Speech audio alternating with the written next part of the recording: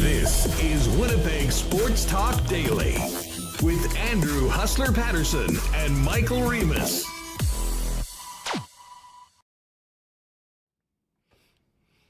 Hey, what's up, everyone? Welcome to a game day edition of Winnipeg Sports Talk Daily. Hustler and Reem with you for the next couple hours as the Jets get ready to take on the Buffalo Sabres tonight. Looking for a win after dropping 4 straight, coming off that amazing start to the season, and definitely looking to step up their game a few levels after a real disappointing dud at home earlier this week against the St. Louis Blues. Buffalo, for their part, won't be in a good mood. They were up 4-0 against the Avalanche after 1, 4-1 after 2 on Tuesday night, and gave up 4 straight in the third period to drop that game in regulation to the Colorado Avalanche. So someone's going to win tonight. The Winnipeg Jets will hope it will be them as they continue this crazy stretch of 15 straight games in a different city, and to start 3-4, because right after this, off to Chicago for a 3:30 p.m. game on Saturday afternoon.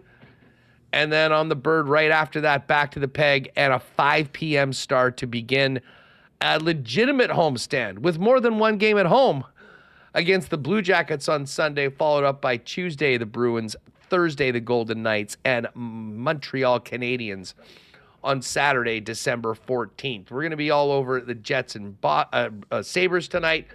Ken Wiebe will join us from Buffalo a little bit later on. And we're also going to welcome in Craig Button, get his reaction to Mark Scheifele's snub from Team Canada for the Four Nations, the team overall, the upcoming tournament, and get some thoughts on what he's seeing from the Winnipeg Jets right now. He, of course, had the responsibility, I won't say the pleasure, of doing the intermission commentary on the Jets Blues game from Tuesday night.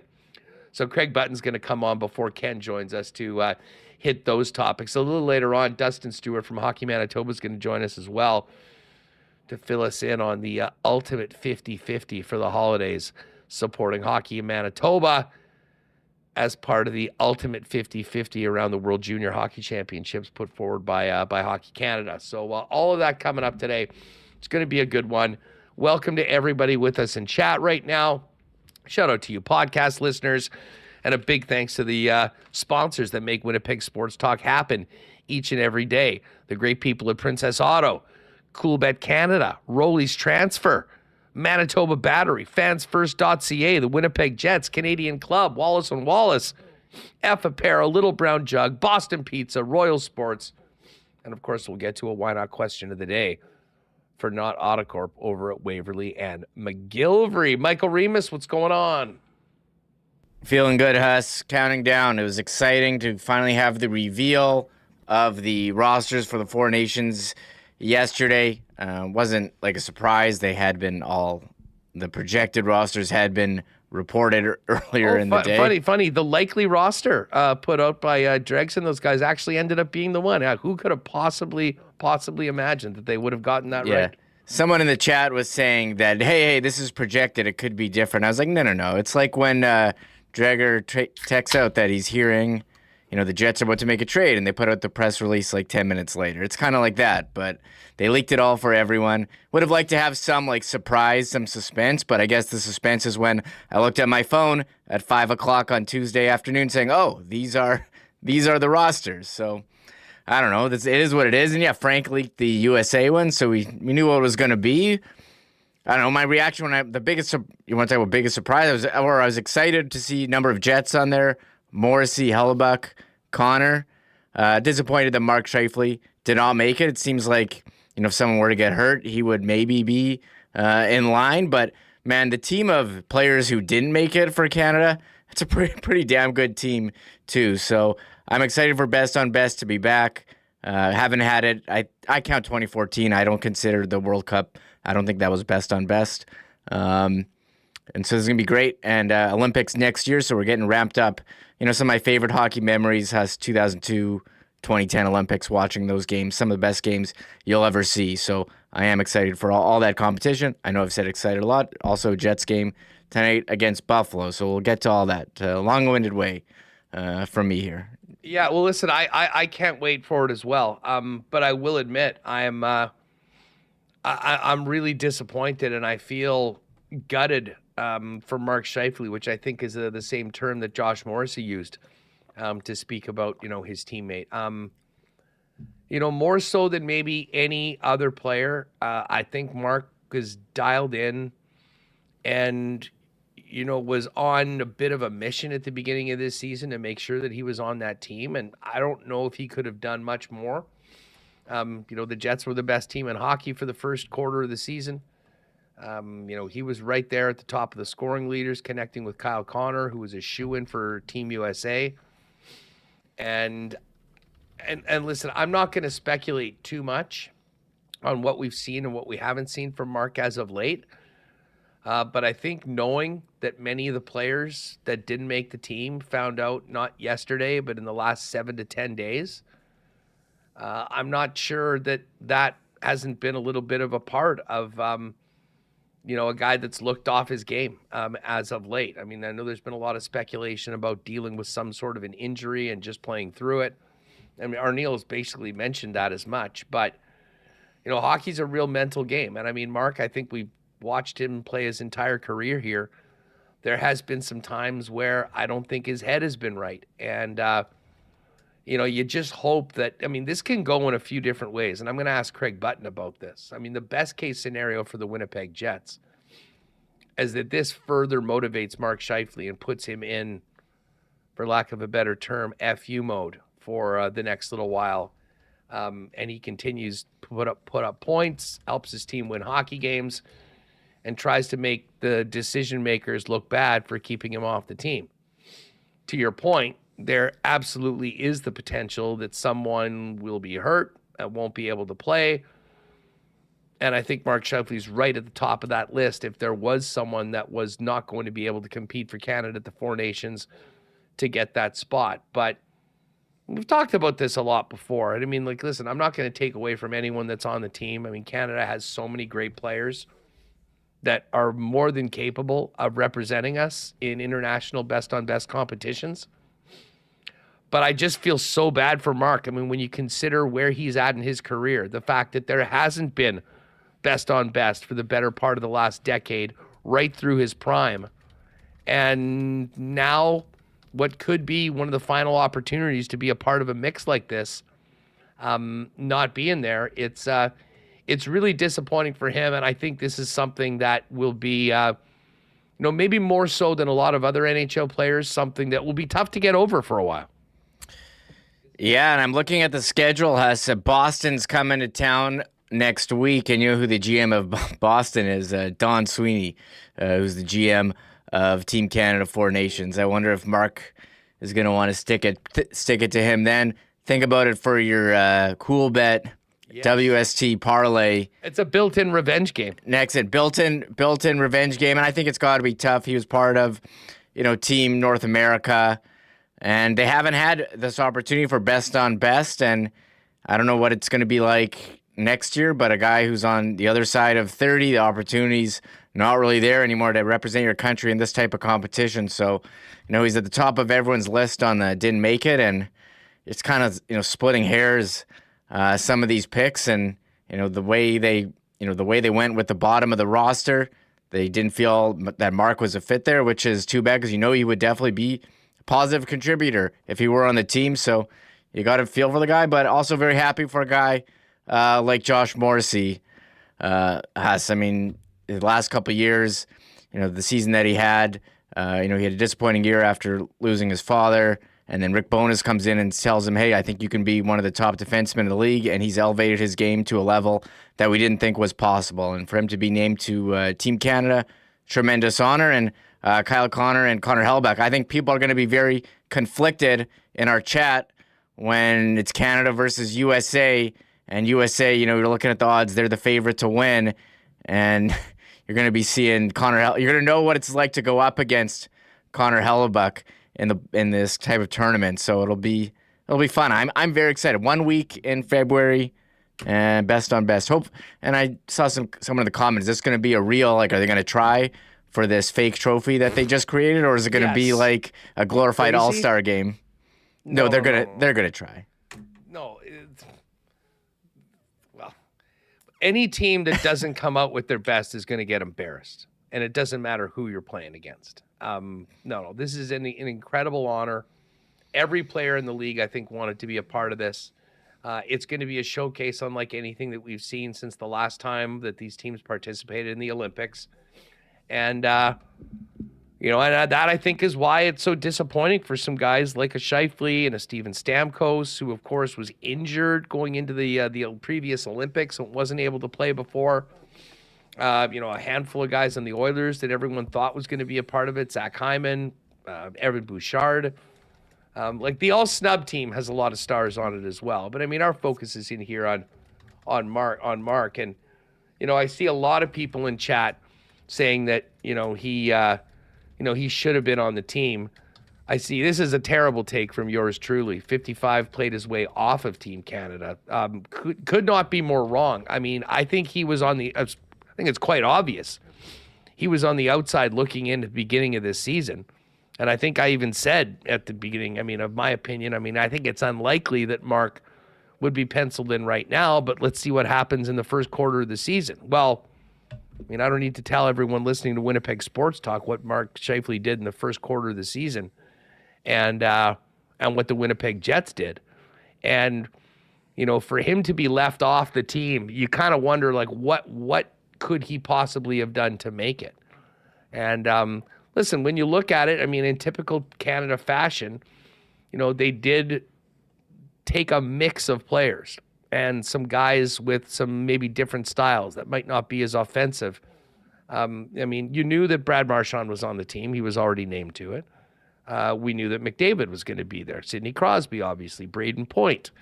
And Nathan McKinnon. Mitch Marner was pretty much automatic with the way that he's played so far this year. And Mark Stone, if healthy, absolutely has a spot on the team. One of 3 Manitobans on the squad. There was no doubt Sam Reinhart was going to be there.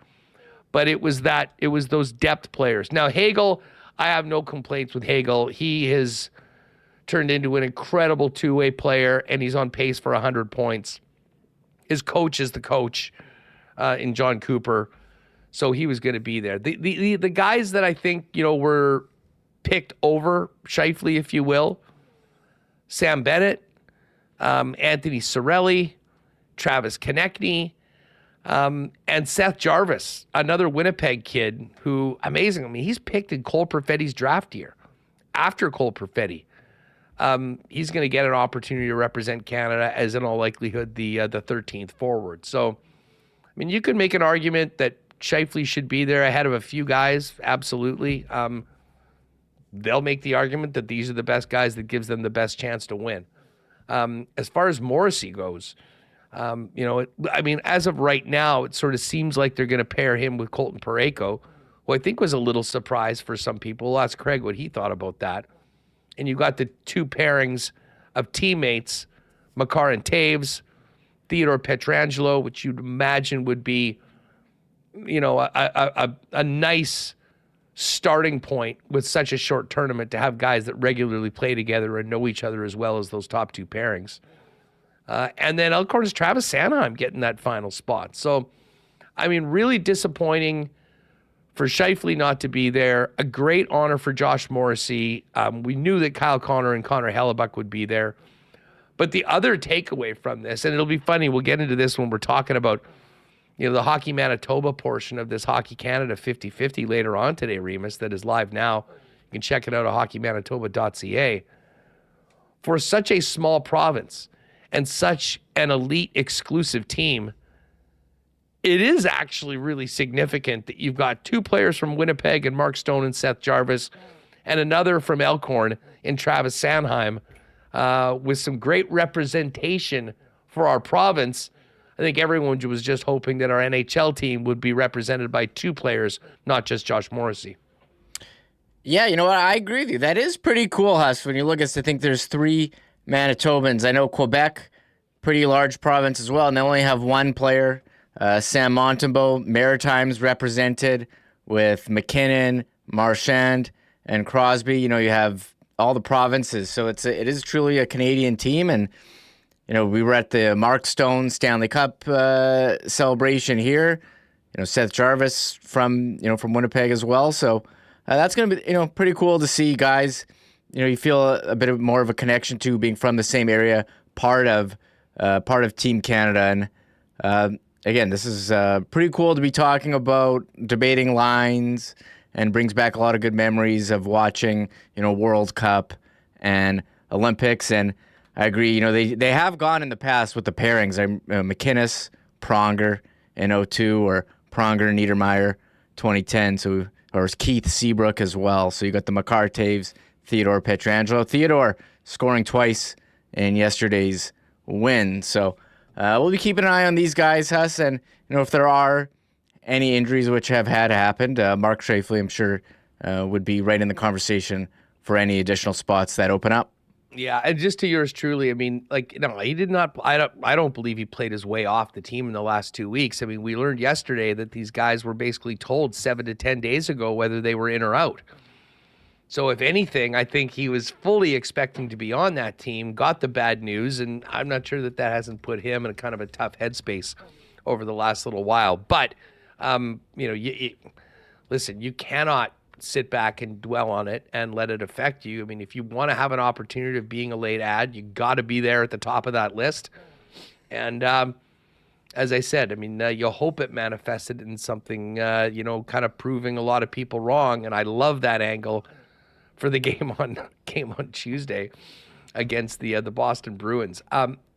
We haven't really looked too far ahead to this tournament, but I guess we've got a WST night. What was it? Friday, February 7th against the Islanders, and then things are going to shut down. Super Bowl's on the Sunday. The tournament begins on Wednesday, February 12th. First game of the tourney, Montreal. Canada plays Sweden. Thursday the 13th, the USA is playing Finland. And then Saturday, February 15th, a Super Saturday, if you will. Finland, Sweden in the afternoon. And then the USA and Canada, 8 p.m. Eastern, 7 p.m. Winnipeg time. And Remis, this game isn't just on ESPN. That USA-Canada game, as well as Finland-Sweden, is going to be coast to coast in the United States on ABC.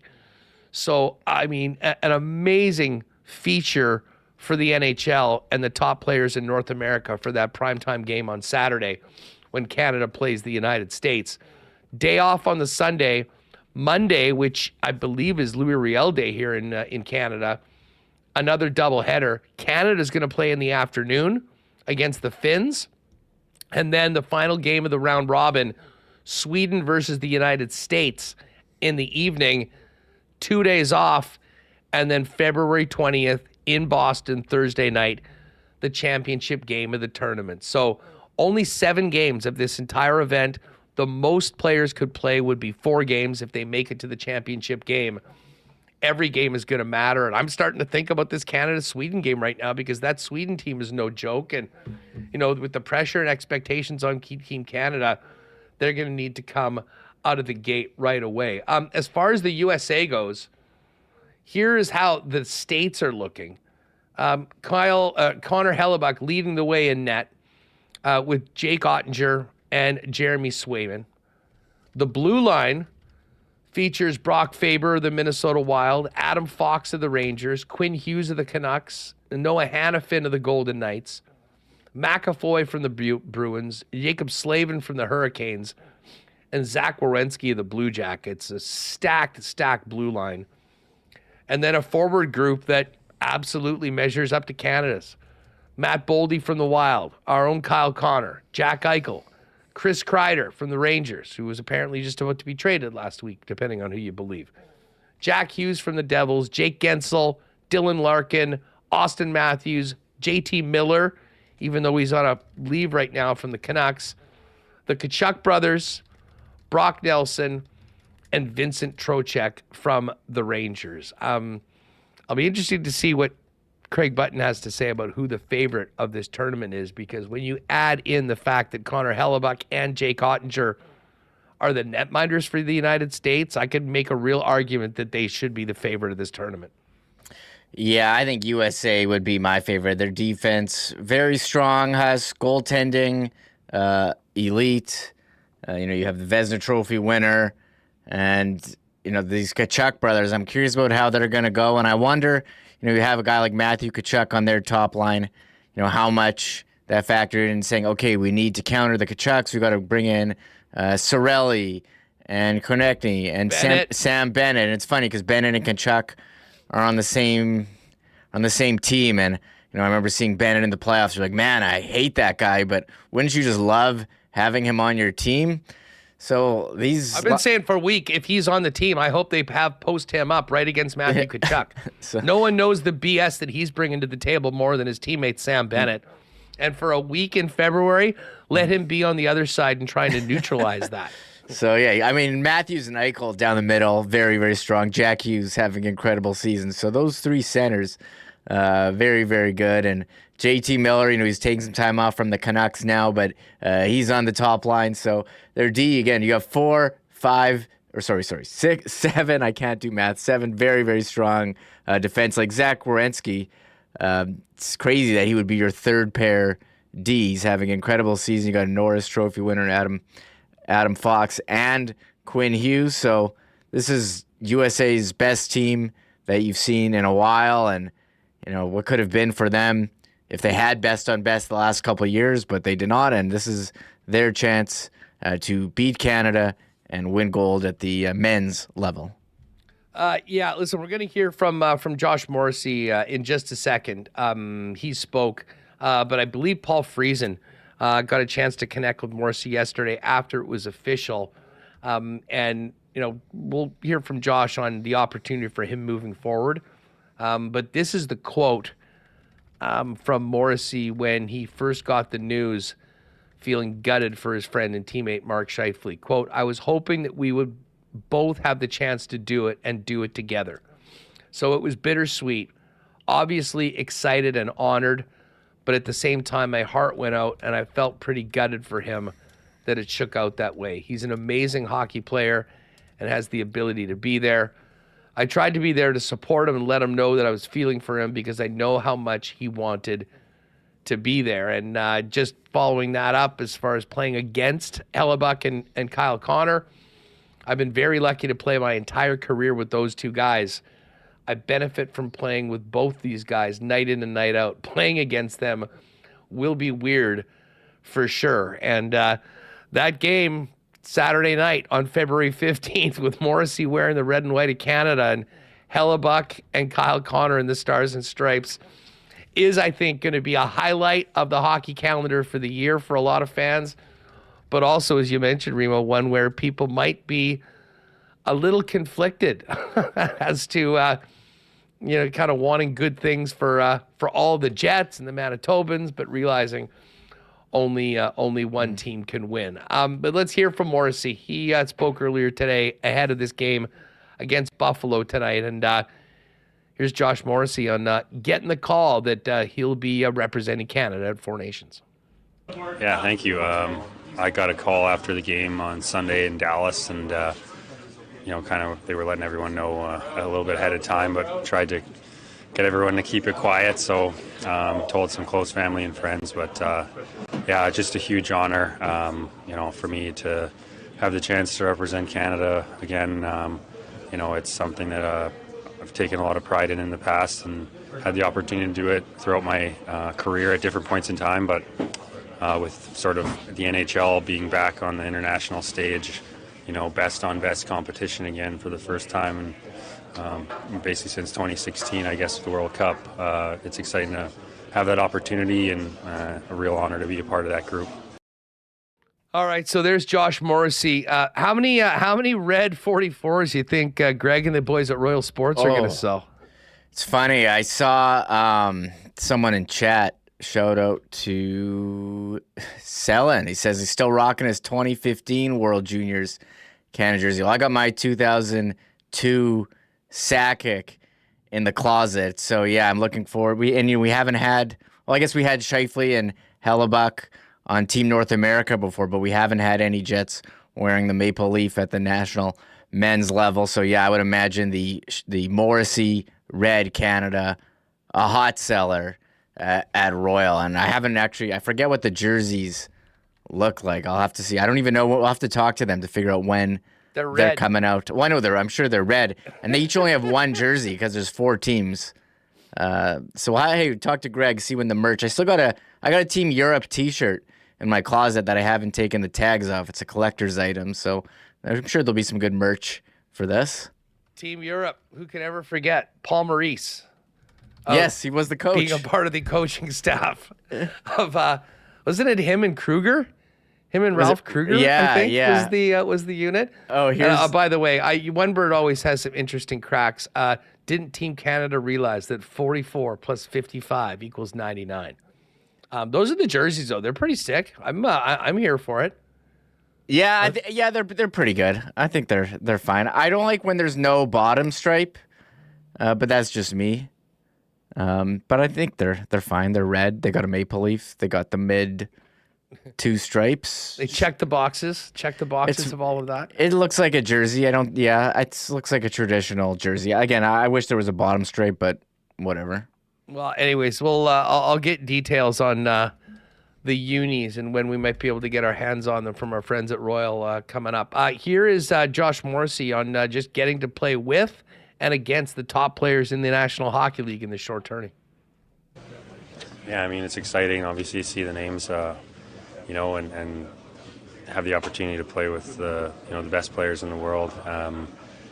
As you mentioned, I've had the chance to play with a number of those guys in the past, so it's exciting to connect again with a bunch of them. It also, it's pretty exciting. I've never had the chance to play with a guy like Sid, amongst other great players. So, just really, like I said, it's a huge honor to be selected. There's a ton of great players in the league from Canada, and to get that opportunity, definitely something I don't take lightly, and just excited to have that opportunity to represent my country and get to play alongside the league's best and compete amongst the league's best. All right, so there's Josh Morrissey, the Winnipeg Jets lone representative right now on Team Canada. We kind of talked about how it's the pairing from Colorado, the pairing from Vegas, and then Morrissey, Parayko, and Sanheim. Morrissey just also mentioned if he's thought about his D partner for the Four Nations. Lots of good options, obviously. So whatever it ends up being, how it all shakes out, can't go wrong anyway. But definitely, you start, I think, playing the armchair coach and thinking about different options, and you look at the forward lines as well. There's so many great players. So it's fun, it's exciting, and definitely, will be just an experience I can't wait to be a part of. And obviously the goal is to go there and win the tournament. So there's Josh Morrissey from the Winnipeg Jets. We'll go to the bottom. Let's play this Kyle Connor one. It will be strange, as I mentioned, that for one night at least on February 15th and potentially on the 20th, 2 of your favorite players, Jet fans, are going to be the bad guys. Connor Hellebuck, in all likelihood, being the guy that Canadians have to beat to light the lamp. And, of course, the Jets' top scorer, Kyle Connor, doing that for Team USA. KFC talked about being named to Team USA, and this is significant. We remember how Kyle Connor was overlooked for the World Junior Championships back when he was young. He's a guy that did not have a long track record of Team USA, had been overlooked many times before. Now he gets a chance to play with the best in the world in the Four Nations. Here's Kyle Connor. Obviously, it's a great honor. Something I'm looking forward to, and Obviously it's close-knit group between a lot of those U.S. guys, and you know each other. So just looking forward to obviously having a chance to play with those guys and being able to represent my country. What do you see as the strengths of the group this time? You just taught us speed, and everybody kind of brings something different to the table, but at the same time, it's everybody's pretty dynamic. It's gonna be fun. There's a lot of different line combinations you can probably come up with, and the head coach is gonna have a tough job, but also it's as a player, it's you relish the opportunity to be able to get to play with somebody that you might never get a chance to. Right, yeah. For you to know Jack from the area, right? So Jack, Austin, Jack, Michael. Some pretty good options for you. Any way you slice it, there's a ton of options. Obviously, Dylan Larkin, there's a ton of Michigan guys on that team. Morrissey, Quinn, the Hugheses and stuff, and obviously Connor, and it's going to be awesome. We skate with those guys all summer, so we'll be able to get a chance to, obviously be in live competition and, compete for something that's going to be really fun. All right, so there's Kyle Connor. Now, we will get to the Jets and Sabres in just a minute from Scott Arniel, but here is Scott Arniel on the members of the Winnipeg Jets named to the Four Nations Cup. Yeah, more work and more ice time, but great honor. J-Mo, first and foremost, playing for Canada. He's really excited. I think he's read his name or heard his name a few times, but to get that call the other day, he was pretty excited and pretty pumped and real proud of him and what he's done in his, just over his career. But, last 3 or 4 years being around him has been great to see. Helly's Helly, he's been one of the best here for a while, and he's going to give all those other teams a tough time. And but KC, great for him to be recognized. We often talk about he goes under the radar at times. Not everybody knowing his skill set and how well he plays, and so it's good recognition for those guys. Now, on the flip side for Mark, we know he was really looking forward to it. I know Don Sweeney said there were other players that have to stay ready in case of injury. Is he one of those guys, or do you even have a conversation with him at all about? Yeah, no, I have. I've had the conversation with Donnie, and I've had a conversation with Scheif that he's right there on the bubble. Don't know where everything's going to be in February. Just again with his schedule, you're starting to see bodies drop right now around the league.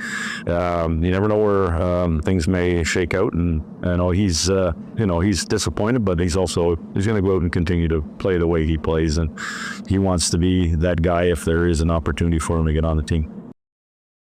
All right, so there's Scott Arniel from this morning in Buffalo in conversation with Ken Wiebe, who will join us a little bit later on, and we'll talk about all of these topics with Weber on the guys that we're in, and obviously the omission of Mark Scheifele from the club.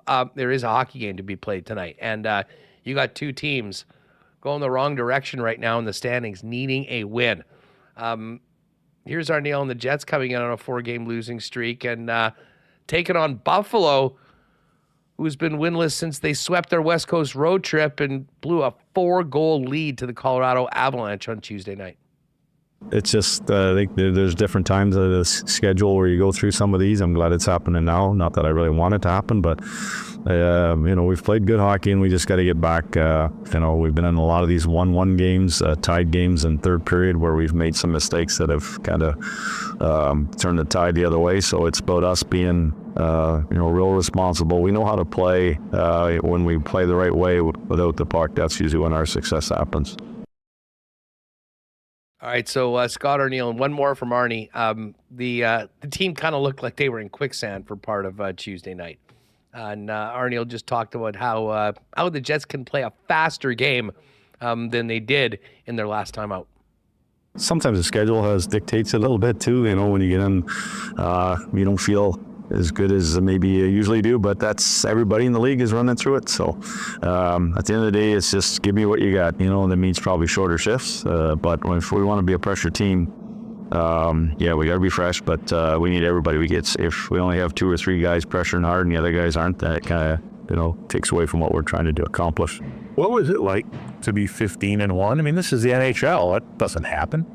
Yeah, and that's what we were thinking. That obviously it was awesome, but we knew that still a lot of schedule to come.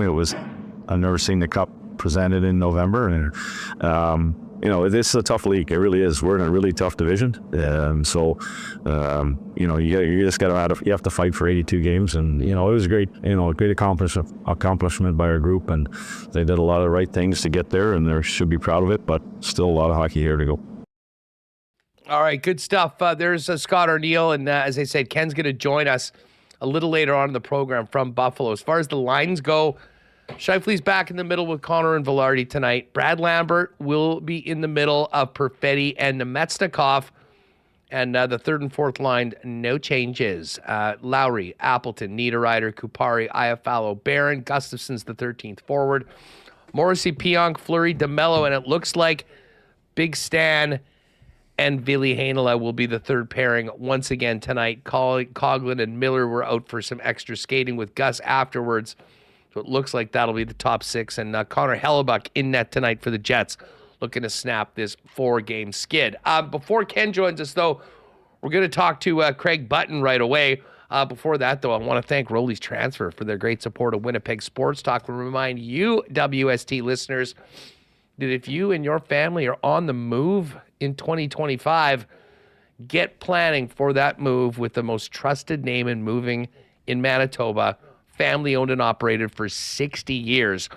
Rolly's Transfer. Get the white glove treatment from Rolly's on your move. And what you're going to want to do is check them out online at rollys.com. You can check out all their services, their history of the company.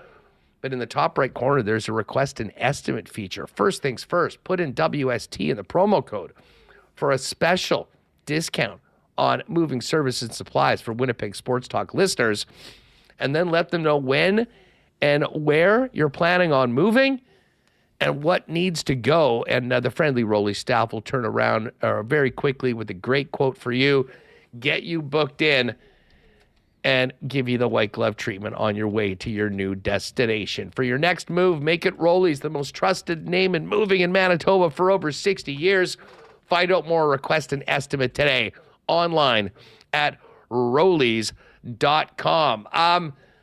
The winter is officially here. We're dealing with it, and it's not going to change for a few months around these parts. But with Christmas coming up, now is the time to give a gift that will make a difference at Christmas from Manitoba Battery. Take care of those loved ones. Make sure that they're not dealing with freezing their ass trying to get a car going. Make sure those batteries are ready to go for the entire year. And you can also get things like the 1,000 amp Nova charger for just $139.95 or 25-foot booster cables for just $65. Now, you might also want to get something for yourself around Christmas time. Maybe that flashing ice fishing light that you need, or maybe a new battery for that sled to get you through the winter as well. Bottom line is, when it comes to batteries on all that we're talking about, it's the best price in town at Manitoba Battery, so you can get winter before winter gets you and give a gift that matters this Christmas, courtesy of Manitoba Battery. 2 locations to serve you, free delivery anywhere in the city with any purchase over $60. Find out more today at manitobabattery.com. And coming off their amazing Black Friday sale, F Apparel's gearing up for the holidays as well. And listen, we know that F Apparel is the leading spot for custom men's clothing in town, with suits starting at just $400 and more. The best accessories, menswear accessories in town, and custom shirts, chinos, golf pants, and more. Give the gift of F this Christmas.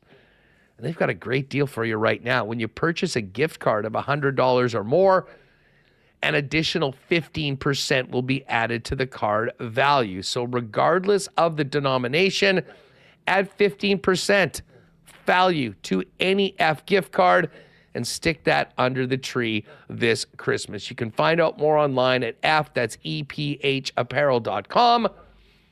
And of course, you can pop down and see him in person and pick those gift cards up if you're downtown at 190 Smith Street. All right, Ken Wiebe coming up in just a few minutes.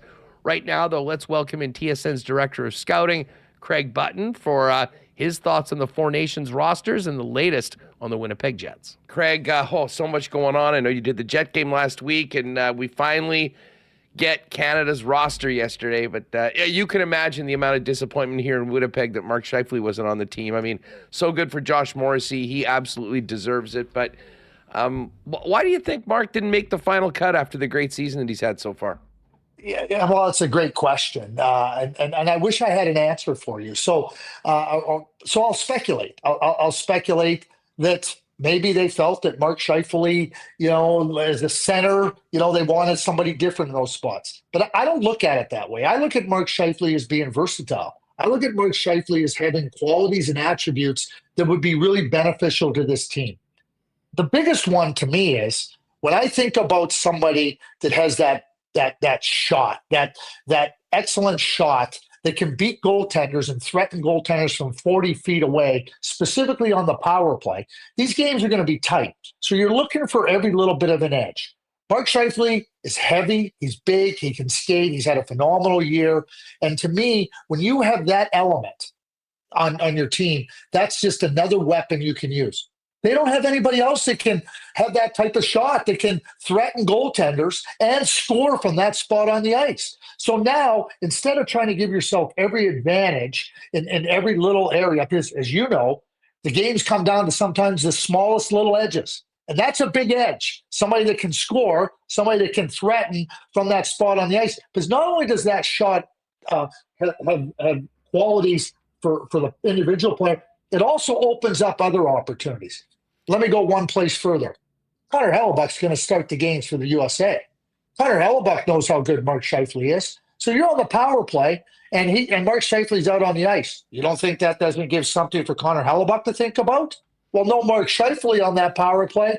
He doesn't have to think about it anymore. That's an advantage USA. Listen, he's played great, and I think he should have been on the team. He was on my team. And I think that he has a lot of versatility, and he can do a lot of things for the team in a lot of different areas.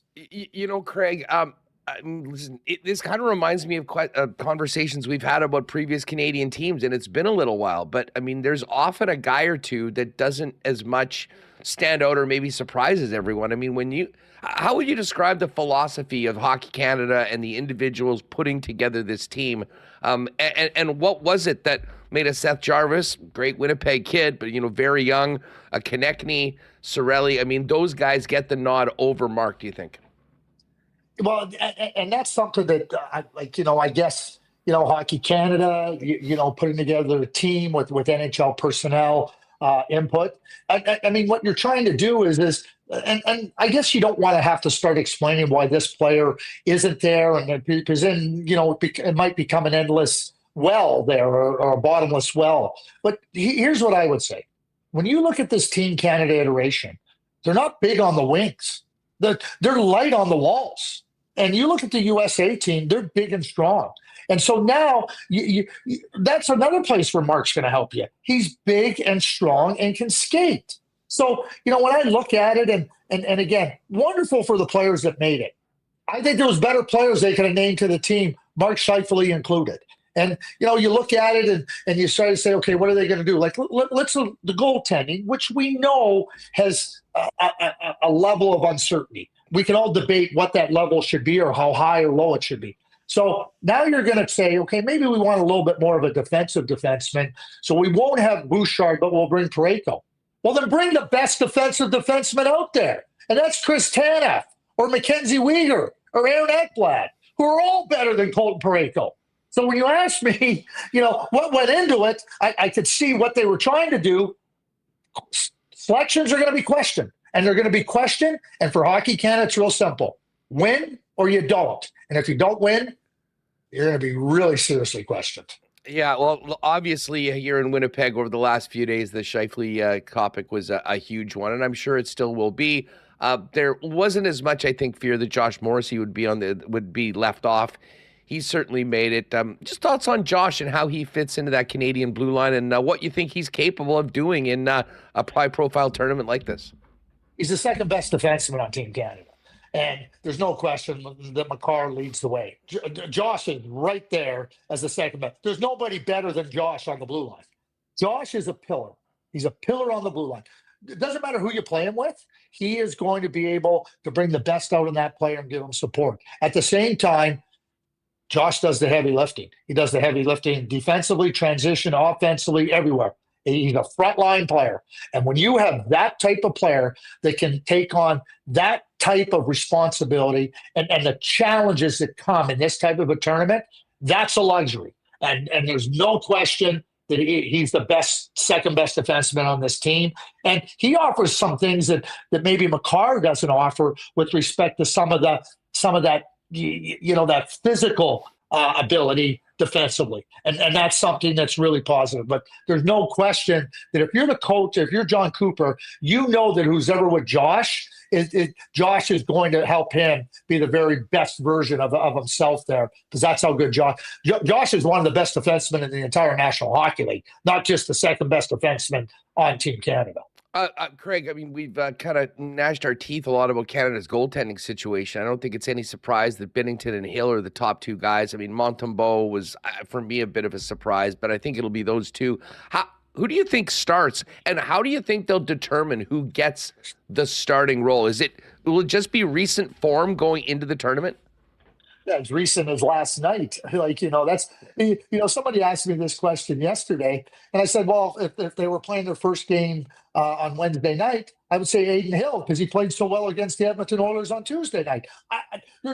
There's no Luongo, Price, Brodeur, Waugh, Belfour, Curtis Joseph. Those guys aren't around where you just go, it doesn't matter. Those guys are in the net. We know what we got. Let's just go, right? They don't have that. So I don't think that there's any other way for them to proceed other than who is playing the best at that time and gives us the confidence that you get to start. Hey, listen, would it surprise me if all three goalies play? Not one bit. Hey, one final one on the Four Nations. On paper, who should be the favorite for the tournament? USA all the way. I've said it for 2 years now. And I think they've given me no reason to believe that they aren't the favorite. A couple of things I'll say real quick. The last two Stanley Cup champions, the Florida Panthers and the Vegas Golden Knights, just look at those teams that won. This USA team is eerily similar in how they play and the types of players they have. Number two is, and Mike Johnson made this point when we were doing the panel on TSN last night. He said, this USA iteration has no scar tissue. They haven't lost to Canada. There's not this lingering, we lost in 18 or we lost in 22. They haven't lost. So these young players are coming in there with tremendous amount of confidence. And while Canada has always had that, find a way to win type of mentality and approach, the USA is not going to be daunted by that in any way. They're the favorites. Should we expect a Canada-USA final, or are people kind of writing off the Swedes, a very good Swedish team, and the Finns a little too quickly? I think you should never, ever underestimate Sweden or Finland. And Finland, the whole is always greater than the sum of the parts. That's just what they are and who they are, and they know who they are. So they're going to be difficult. The Swedes, just look at the blue line on the Swedes. That is a heck of a blue line. And they have that skill up front, and they are going to be a hard out. It wouldn't surprise me one bit to see a USA-Sweden final. I could very well see Sweden being in a final against USA. I think that it's clear that Finland enters this tournament probably as the fourth team to compete for the gold. But don't underestimate Sweden. Sweden, in my view, has the best defense going into this tournament. Craig, moving from February to right now, after this magical run to start the season, the Jets have met some adversity, hit the skids a little bit. I know you did the game on Thursday, which was, a dud by any measure. What do you make of where the Jets are right now after flying so high for the first month and a half of the season? Okay, so we'll dive into that a little bit. I think it's good. So the Jets had a fantastic season start to the season. You don't start out 15-1 by accident, right? That's number one. And people say it wasn't sustainable. Okay, yeah, we know you're not going to go 15-1, and certainly when you get off to that great start, there's a lot of things that are going in your advantage. But it wasn't accidental. It wasn't accidental what they were doing. When you looked at every area of their game, from the defensive play to the offensive play, the power play, everything process-wise was good, and they were getting the results. What is just as true right now is the slide they're in is not accidental either. They are not playing in the hard areas in the offensive zone. That's why they scored 11 goals in the last 6 games. They're not in the inner slot. They're not hunting pucks on the rebound. They're not playing on the wall. They're not playing below the circles. They're not playing below the goal line. And then they compound it by lots of giveaways and mistakes up ice. Plays where they're trying to go laterally in the offensive zone. And I would excuse the line of Niederreiter, Lowry, and Appleton from my criticism. But I think the rest of the forwards, nothing accidental that they haven't scored, because they haven't dug in and done the things that are necessary to have success that gave them success on the route to that start. So until they change that part of their game and they focus back on doing the hard things, the rewards aren't going to come. Simple as that. They have to get back to doing those hard things, and then the rewards will come again, because this is a good enough team. I don't want to. It's a good team. They showed that, and it wasn't accidental. But the slide they're in right now is a direct result of what they're not doing, not because they have a lack of something. Well, and even in over the last couple of weeks when they have won, it's sort of been on the backs of the Lowry line, and also the fourth line's been really good. But it seems like the top 6 right now is off. I mean, now again, we don't know what's up with Scheifele. I mean, whether he's hurt, but he hadn't been taking face-offs. They moved him to the wing. They moved Vlad Nemestikov up. You're missing Nikolai Ehlers.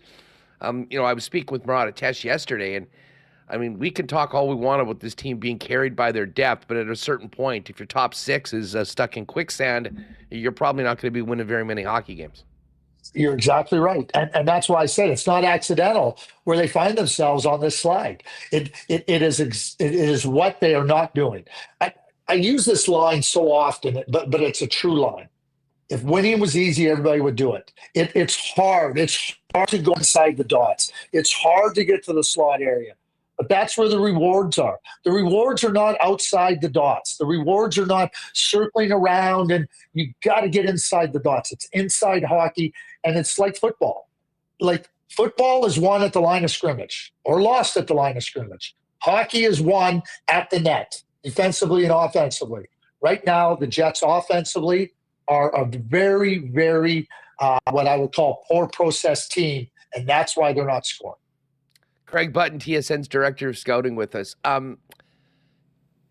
do want to ask you about the relation of this Four Nations tournament because of how unique it is to where we're at right now. And, there's going to be an effect on players like Hellebuck and Morrissey and Kyle Connor who have that, ramp up and that extra time. And then you've got a player like Mark Scheifele, who I really do believe, was so focused on making this team dealing with the disappointment of not being there. And to be honest, at times, and I don't know how injured he is, but he hasn't really looked like himself from the start of the season. How do you think both the good news and the bad news will affect and shape players' seasons moving, over the next couple months? And then, of course, the effect of the tournament on players that participate in it afterwards. So a couple of things I'll say there. So let me start with Josh and Connor, Hellebuck and Kyle Connor.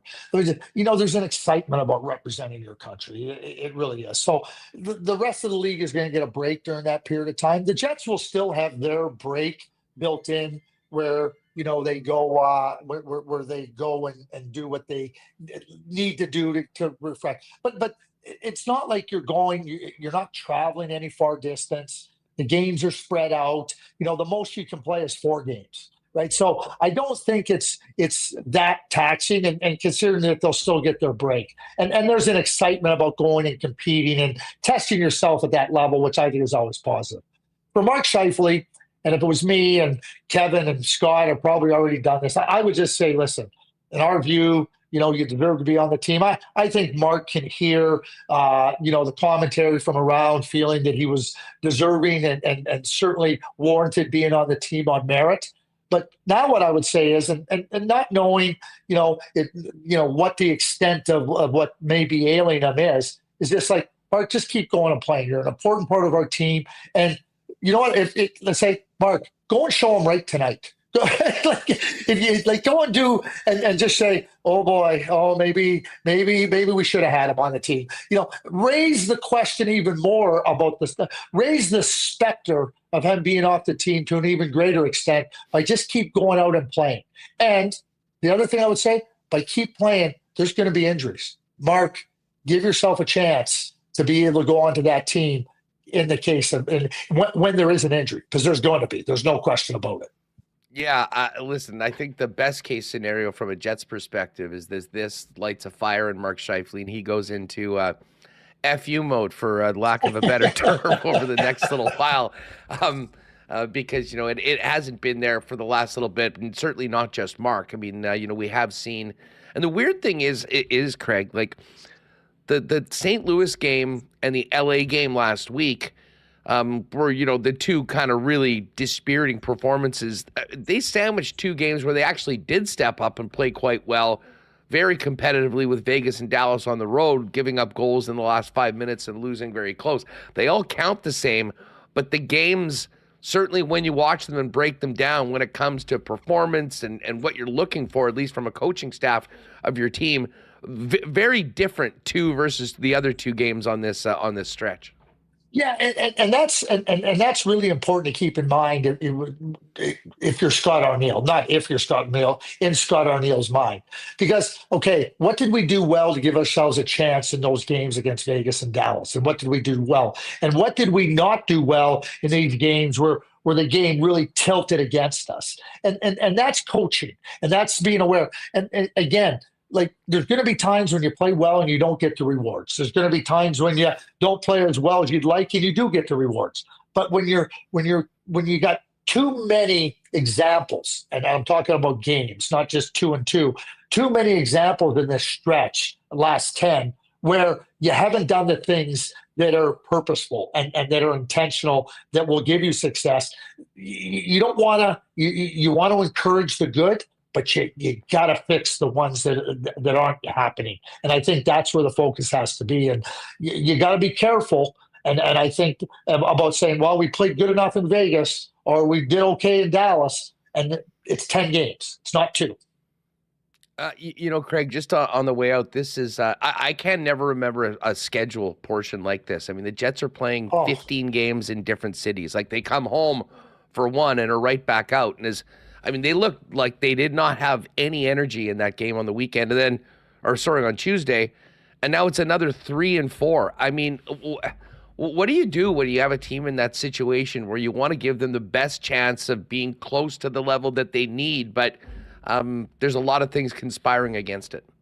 Well, you're right. And the schedule and the travel certainly is something that for the Winnipeg Jets. So you asked me earlier about what the effect will be on Hellebuck, Kyle Connor, and Josh Morrissey playing and other players not playing. So the Jets are going to get a break in the new year. And they're going to get a break coming up here where they're going to be able to be on the right side of that. So I guess number one is you go, okay, it worked against us or conspired against us here, the schedule, but it's going to work in our favor after. That's number one. Number two is, and this is where the sport performance comes in, and all the teams are right on top of this and everything. So, like, when are you skating? When are you practicing? When are you not? When are you just saying, listen?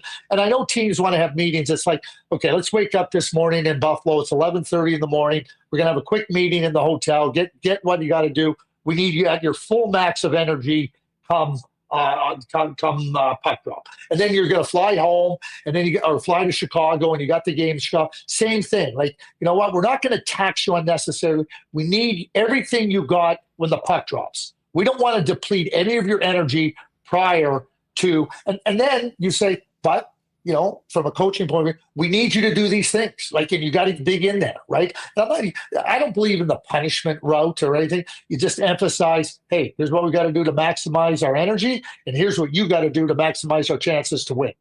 Craig, you're the best. Looking forward to seeing you at the Peg on Sunday and Tuesday when you're out here for TSN. Thanks so much, and have a great weekend.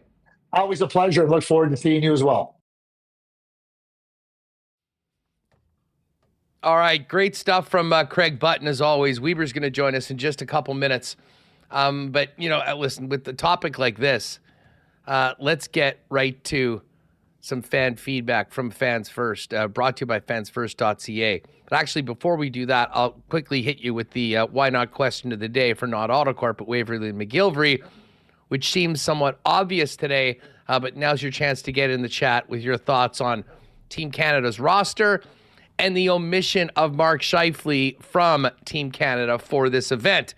As far as the chat goes, I mean, the Fans First fan feedback has been popping all show long. You can get your feedback in the chat or by hitting us up on social media at Sports Talk WPG. Brought to you by fansfirst.ca, your number one spot for buying and selling Winnipeg tickets on the resale market with no fees. Period. None. Nada. What you see is what you pay, unlike all of those other ticket sites which add exorbitant fees after the fact from what you think you're paying for. That's what's made Fans First so popular here in Winnipeg and across the country over the last 4 years since it launched. Now, lots of talk on the roster tonight and in this Jets game, but a lot of disappointment about Mark Scheifele not being on the team. I see James says 55 should absolutely be on the team. He more than deserves it. I'm seeing James Nowicki, the jury's out on this. If this turns out to be some sort of non-contact sham that is the All-Star game, then let them. Don't worry about that, James. This is going to be incredibly intense, especially considering it's going to come down to one game in the round robin. We've also got more Phyllis saying we have 2 months before the tourney. My bet is that there will be a spot for Scheif before the tournament comes along. We've also got some others that agreed with Craig that the big questions was the final two defensemen.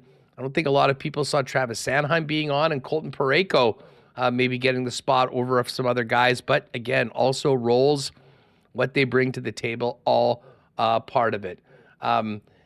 Coachy, is Mark Stone's participation realistic given his injury history of late? Hey, if he's out, then a guy like Mark Scheifele might get the spot. And Aristide, I won't write Scheif's name out of Team Canada until the tournament in February. Things can happen. Great stuff. And by the way, lots of comments on Craig's salmon shirt as well.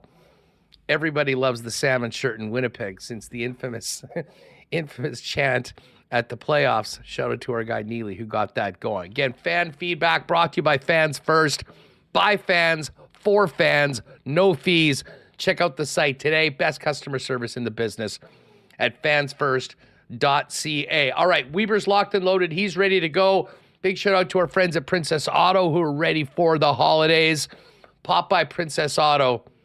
Maybe pick up a gift card for that Princess Auto fan in the family. You know Princess Auto has the best deals on the most unique assortment of tools and equipment around. Everything you need to complete the projects on your list or start some new ones for 2025 awaits you at Princess Auto.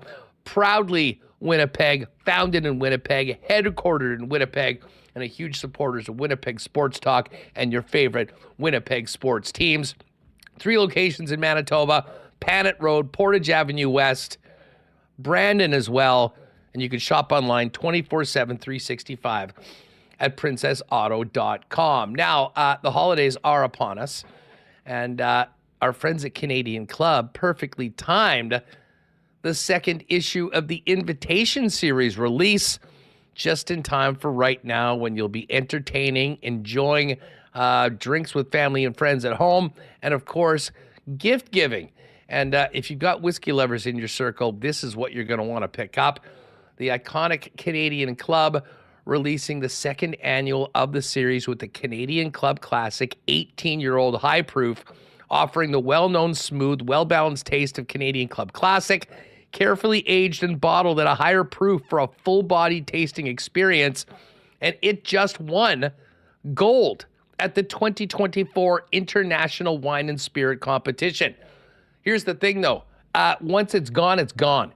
And limited supplies remain right now in Manitoba at your local Manitoba liquor mart. So whether it is for entertaining or giving at Christmas on the 25th, get on down to your local Manitoba liquor marts, ask for the second issue of the Invitation Series, the Canadian Club Classic 18-year-old high proof, while supplies last. And just before we bring in Ken, a big happy holidays to our great sponsors over at Wallace & Wallace, the fencing and overhead door specialists in Winnipeg since 1946.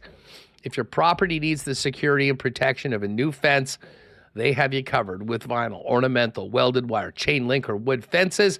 And if it's time to replace your garage door, Wallace & Wallace has Winnipeg's largest selection of overhead garage doors as well. Give them a phone call, 204-452-2700. The Wallace & Wallace team will arrange a time to come out and give you a free estimate. You can also pop by and see them online, wallacefences.com, wallacedoors.com, or see them in person and pop into their showroom on Lawson Crescent, just off of Kenniston. All right, let's do this. Off to Buffalo we go. And Ken Wiebe joins us from the Winnipeg Free Press. Kenneth, how have your travels been? Back on the road. What's going on? Good evening, Andrew. Great to be with you as always. Travels are not too bad.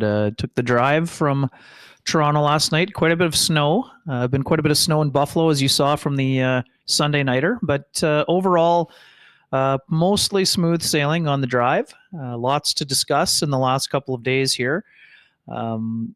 Obviously, with the announcement, I'm going to do my best to have the same level of intensity as Craig had. I love to see what he brought to the table here, as always. Yeah, interesting times, Huss. Lots of banter this morning around the rink, and as you were talking, two kind of ornery teams in this one. Well, yeah, listen, I mean, both of these teams aren't in good places right now, especially considering a miserable Tuesdays in very different ways for both of those teams. Let's start off with the Four Nations, though. Were you surprised that Mark Scheifele didn't get the call? Surprised. I mean, he was on my team, Huss. I would say that, we talk about recency bias all the time, right? So how I would describe it is this. I think that when the Jets rolled through Tampa a couple weeks ago here, I think Mark had put himself in an excellent position to be on the team.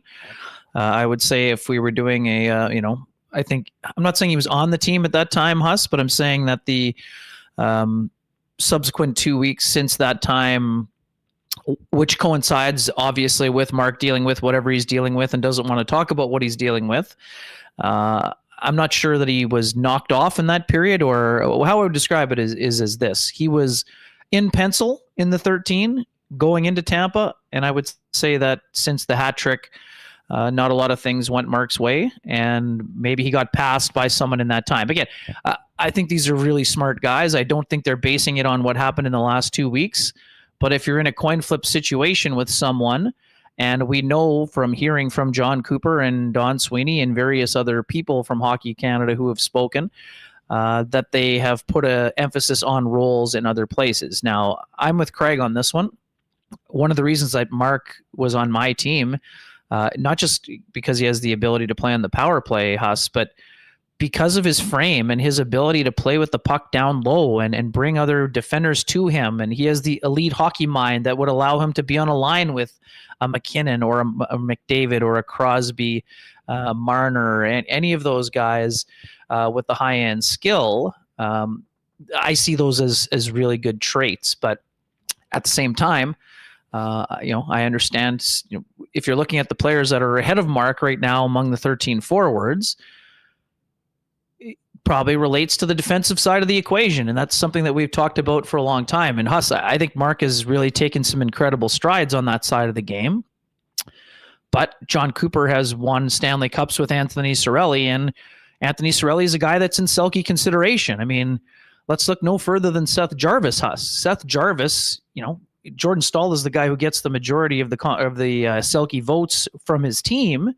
But Jarvis was a guy that some people were looking at on their ballots for his defensive play. And he had 33 snipes last year to go with 66 or 67 points. So, and Brandon Hagel's a guy, Huss, I've been on the Brandon Hagel train for a long time here. His ability to kill penalties and also be a, 70 plus point producer is an impressive quality. So, I'm with Craig. I think this will be disappointing to Mark. We didn't have a chance to talk to him today, but Scott O'Neill did point out to me in my question, and you played the clip.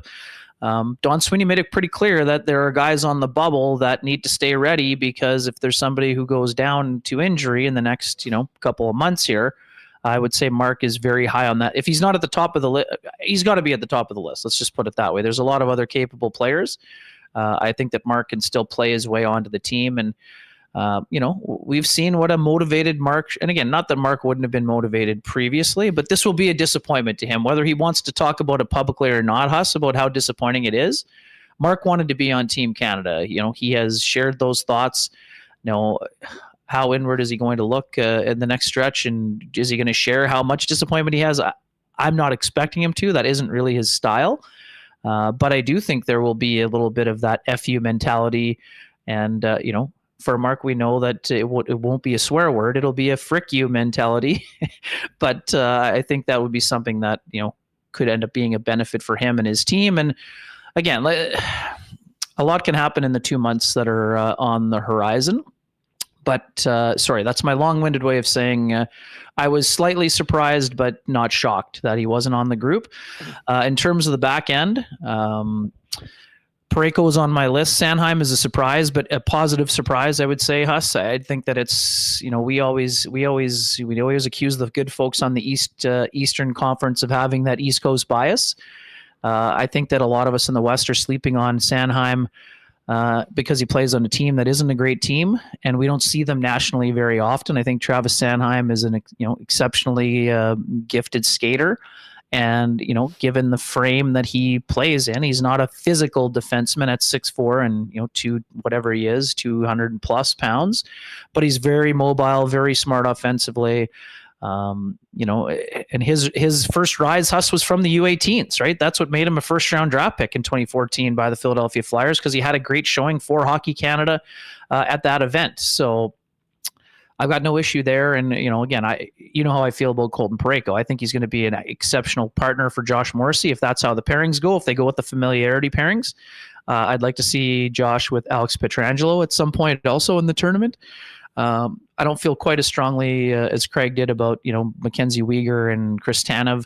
I mean, again, I love Chris Tanev. I mean, I covered him in his first pro season, Huss, with the Manitoba Moose, and I think he would be an exceptional player for Team Canada also. He's a warrior. He can move the puck. Incredible penalty killer, puts his body on the line all the time. But I've got no issue with Parayko being on the team, quite personally. And again, I like Mackenzie Weegar. I like his versatility, ability to go on the left side, the right side as a right-hand shot player. But I've got no problem with Parayko being on the team. Stanley Cup champion, 6'6" guy, plays a physical style, high-end penalty killer, mobile. Again, I've been stumping on this program and others that the Jets pursue a guy like Colton Parayko to be Josh Morrissey's partner for, the remainder of his contract. And again, that's not that I don't like Dylan DeMello with them. I just think the Jets are a much deeper team if Dylan DeMello is on a pairing with Dylan Sandberg. And then you sort of have the trickle-down effect from there. But anyways, long-winded way of saying a couple surprises for sure on Team Canada. I think, actually, I got to go back and double-check, but I think I had Jarvis as my 13th forward, but I also had Scheifele on the team. So we know there were tough decisions, and they will be debated hotly in our country for many moons to come, depending on how the tournament shakes out. But I'm with you. And the folks in the chat room that have concerns, this is not an all-star game situation, Huss. And I can say this confidently as someone who was in Columbus for the last 5-on-5 all-star game. This will not be that. This level of intensity is not going to be the NBA all-star game, 200 to 199 3-point shooting where defense is optional. Again, is it going to be the Canada Cup? No. But these players are very, cognizant, Huss, that this tournament will have a massive influence on who is chosen to go to the Olympics in Italy. And that's another thing for Mark Scheifele too, Huss. There'll be even more motivation to show what he can over the next, however many months it's going to be, 12, 14, 15 months, so that he's on that next roster for Team Canada if he's not a late addition to this one. Yeah, the problem for Scheifele when it really did seem like this was his chance, because fair. I mean, next year I think there's a far greater likelihood that Connor Bedard's in the mix. a Macklin Celebrini. I mean, there are some younger players that are probably going to be a much bigger part of it. And we all know that, when you're on the other side of 30, the sooner the better to get these opportunities. Listen, Scheifele and the Jets' top 6 overall hasn't really looked right for the better part of the last week. We kind of found out that these players, have learned of their fate in the last 7 to 10 days. We've watched Mark for a long time, and there have been some times where he has been in somewhat of funks in the past, or, maybe not in a great headspace. How much of his recent play do you think has to do with whatever this mysterious injury is? And how much is it maybe between the ears on the disappointment of getting the bad news?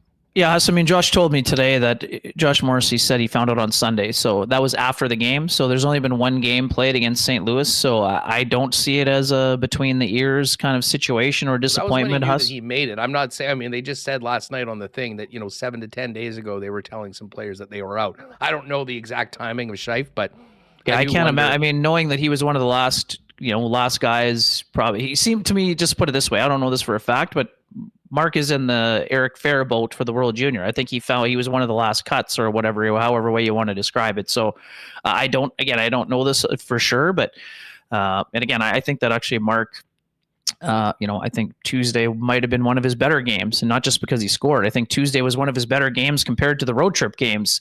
So I don't think it had anything to do with the between the ears or any disappointment. So and again, I'm not speaking for him. This is just me projecting Huss. So to me, it's all injury related. Again, for folks who watch our program and for those who don't, Sean Reynolds got a call from one of his cameramen, or a guy who's a cameraman, to say that the camera captured Mark dealing with something between his elbow and his shoulder at some point in that second Florida Panthers game, the one where he had the hat trick. So I don't know if it was after the second goal or after the hat trick goal, but that kind of lines up from when he stopped taking faceoffs, and his play has dipped since then. There's no doubt in anyone's mind. We're all watching the games. Of course, the fatigue may have something to do with it, Huss, but Mark takes care of his body like almost no one else in the NHL. So there's obviously, and again, you talked about it, I think, yesterday. I mean, anyone who's watching Mark, he's not going in for physical confrontation, like and like you talked about too.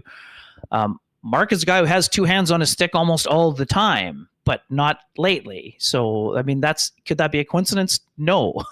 Mark doesn't do things coincidentally. He does things with purpose. So, obviously I think he's still battling and trying to give everything that he has. And, it seems quite apparent that, whatever he has is something that can't be made worse by trying to play through it. But, again, anyone who's watched him knows that the difference in play between the hat trick and, Tuesday night, it's night and day, right? In terms of the physical engagement and ability to have puck battles along, like where Mark is at his best is below the goal line, protecting the puck against an opponent. We haven't seen him Jagger up in probably a week and a half, 2 weeks time. So I commend him for playing through it, but to think that that's Mark at his absolute best, I don't think I think that's saying that we're doing, Mark is, that would be a disservice to the high standard that Mark has in his own personal game. But I think that, took 15 draws. That's a step in the right direction for him. And he found the back of the net, which again, I understand this is it's a goal in a game that was, the Jets were down 3-0, Huss. But for a guy who, obviously gets a little extra jump in his step when he's scoring, and he's such a valuable part of the attack, Mark finding the back of the net in a 6-on-5 scenario is important for him and for a team that has scored 6 goals during this 4-game homestand, right? So I think that it was an important step for him. Now, how long will it take him to get back to full speed? That's impossible to know, Huss, but we'll certainly continue to monitor the situation. Though the one, and I was in 206 for one, so I had a great view of Scheifele's goal. And even the shot, I mean, like we've seen Mark one-time shots, even the shot, it just didn't look like, it wasn't a muffin, but it didn't have the heat on it that normally was. And just the entire body movement that goes into Mark Scheifele off of that side, taking a pass and one-timing it, was a little different. So it is quite clear that, he's dealing with some stuff. And I guess the big question is, Ken, with the absence of Ehlers from line 2 and whatever's going on with the top line right now, who's going to be the guy that puts this team on his back and steps up and helps them, get past this these tough waters that they're in right now, watching their lead that was at the top of the division in the Western Conference completely evaporate.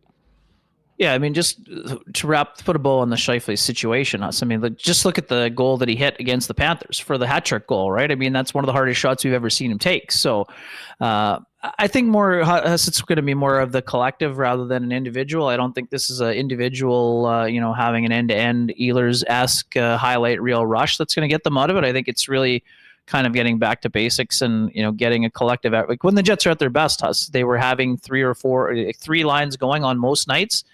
Some nights, maybe two, and their power play got them going. And on a lot of nights, they had all four lines rolling and contributing offense. And I think the Jets are also looking for a little more offense from the defense. I think that's why you're seeing the subtle tweak with Neil Pionk moving up to the top pairing with Josh Morrissey and Dylan DeMello moving with Hayden Fleury, at least to start the game here this evening.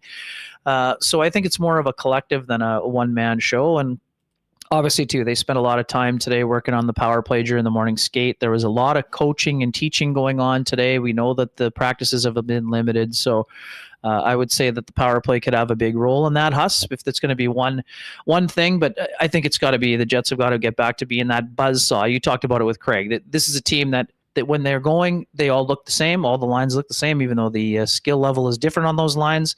But their tenacity and ability to create turnovers and chaos off of the forecheck, that has been almost non-existent in a lot of the games, Huss, especially the second and third period against the Blues for me. And that's related to skating and speed, easy for me to say, which is why I asked Scott Arniel this morning, what can a team do when fatigue is a factor? I guess I didn't preface the question by saying when fatigue is a factor.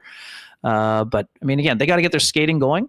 I thought they were moving okay this morning for sure. And they're going to definitely have to elevate because they're playing two teams that are below them in the standings, but both kind of hungry for different reasons, Huss, especially here in Buffalo, where they have a legitimate chance to be a playoff team, whereas in Chicago, it's just not going well because they're still rebuilding.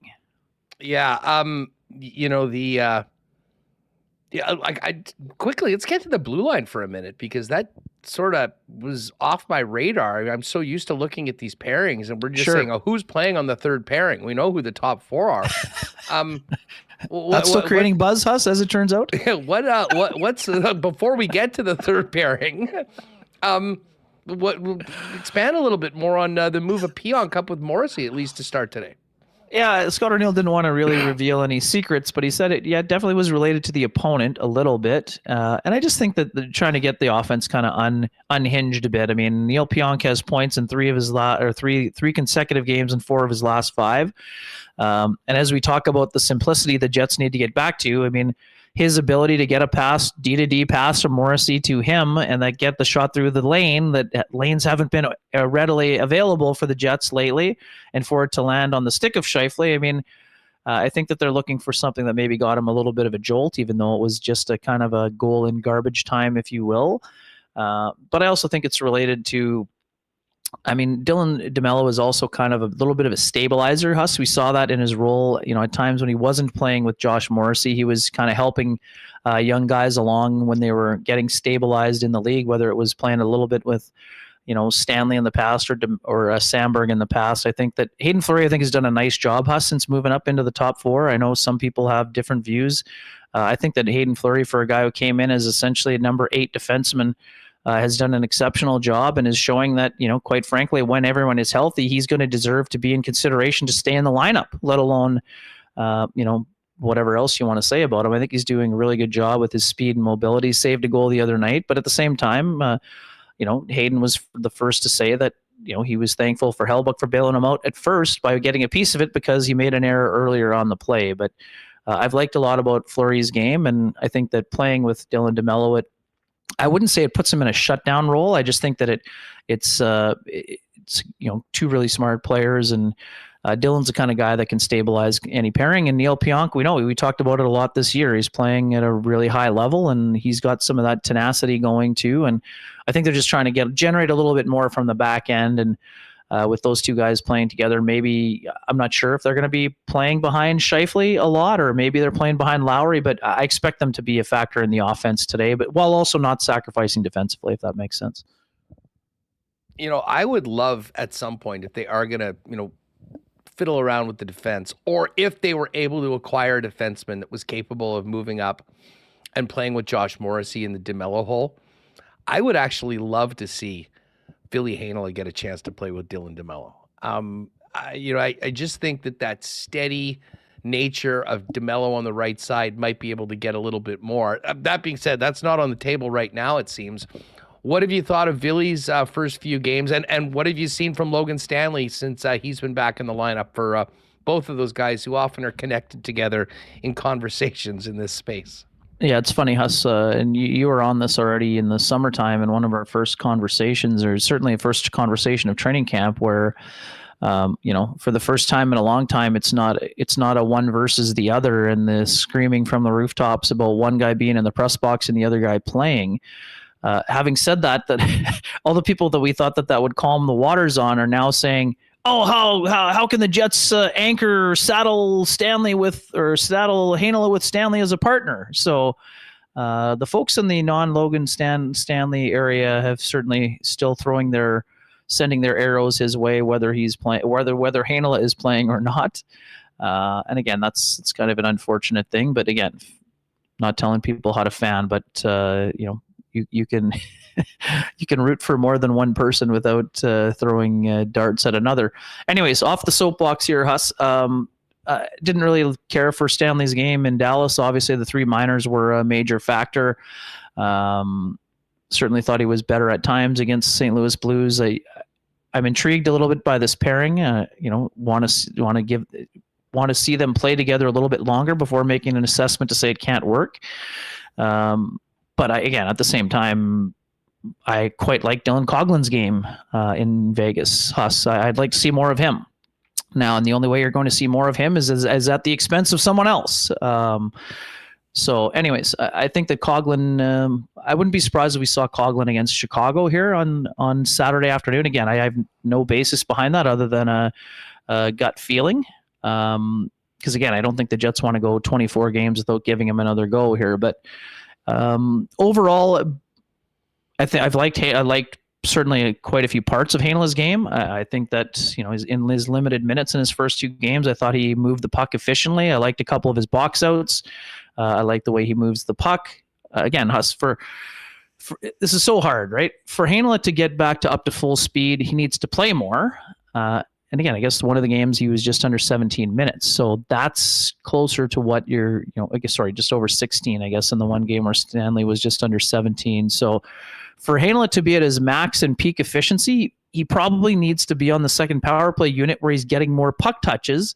But you can't do that until you get the player up to speed overall. So it's a little chicken and egg, Huss, in a lot of ways. And quite frankly, there's no perfect solution for this. When a team has 8 capable defensemen, it's almost impossible to keep the 5, 6, 7, and 8 guys all up to speed and going and playing their best at the same time, because 2 of them are always going to be sitting. And whether you're doing a rotation or you're playing a hunch or playing your opponent, there's no easy way to do that. And Huss, we'll go back to Kyle Capobianco. He is the perfect example. That's what you need to do. When you play once a month or once every 6 weeks, you got to do your best to stay ready. And there's no way of staying ready without playing games other than working as hard as you can during your practices and during your off-ice sessions and during your bag skates. So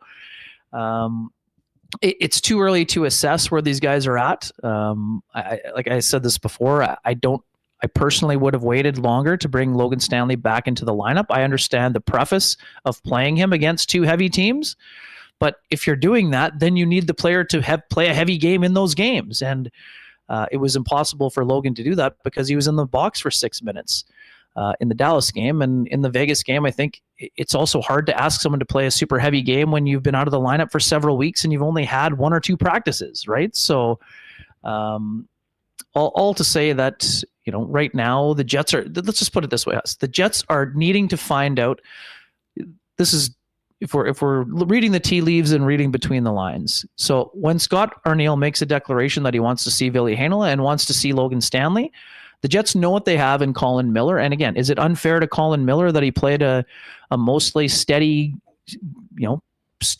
performance for 25 games and is now suddenly scratched as a healthy scratch? Yes, it's tough, but guess what?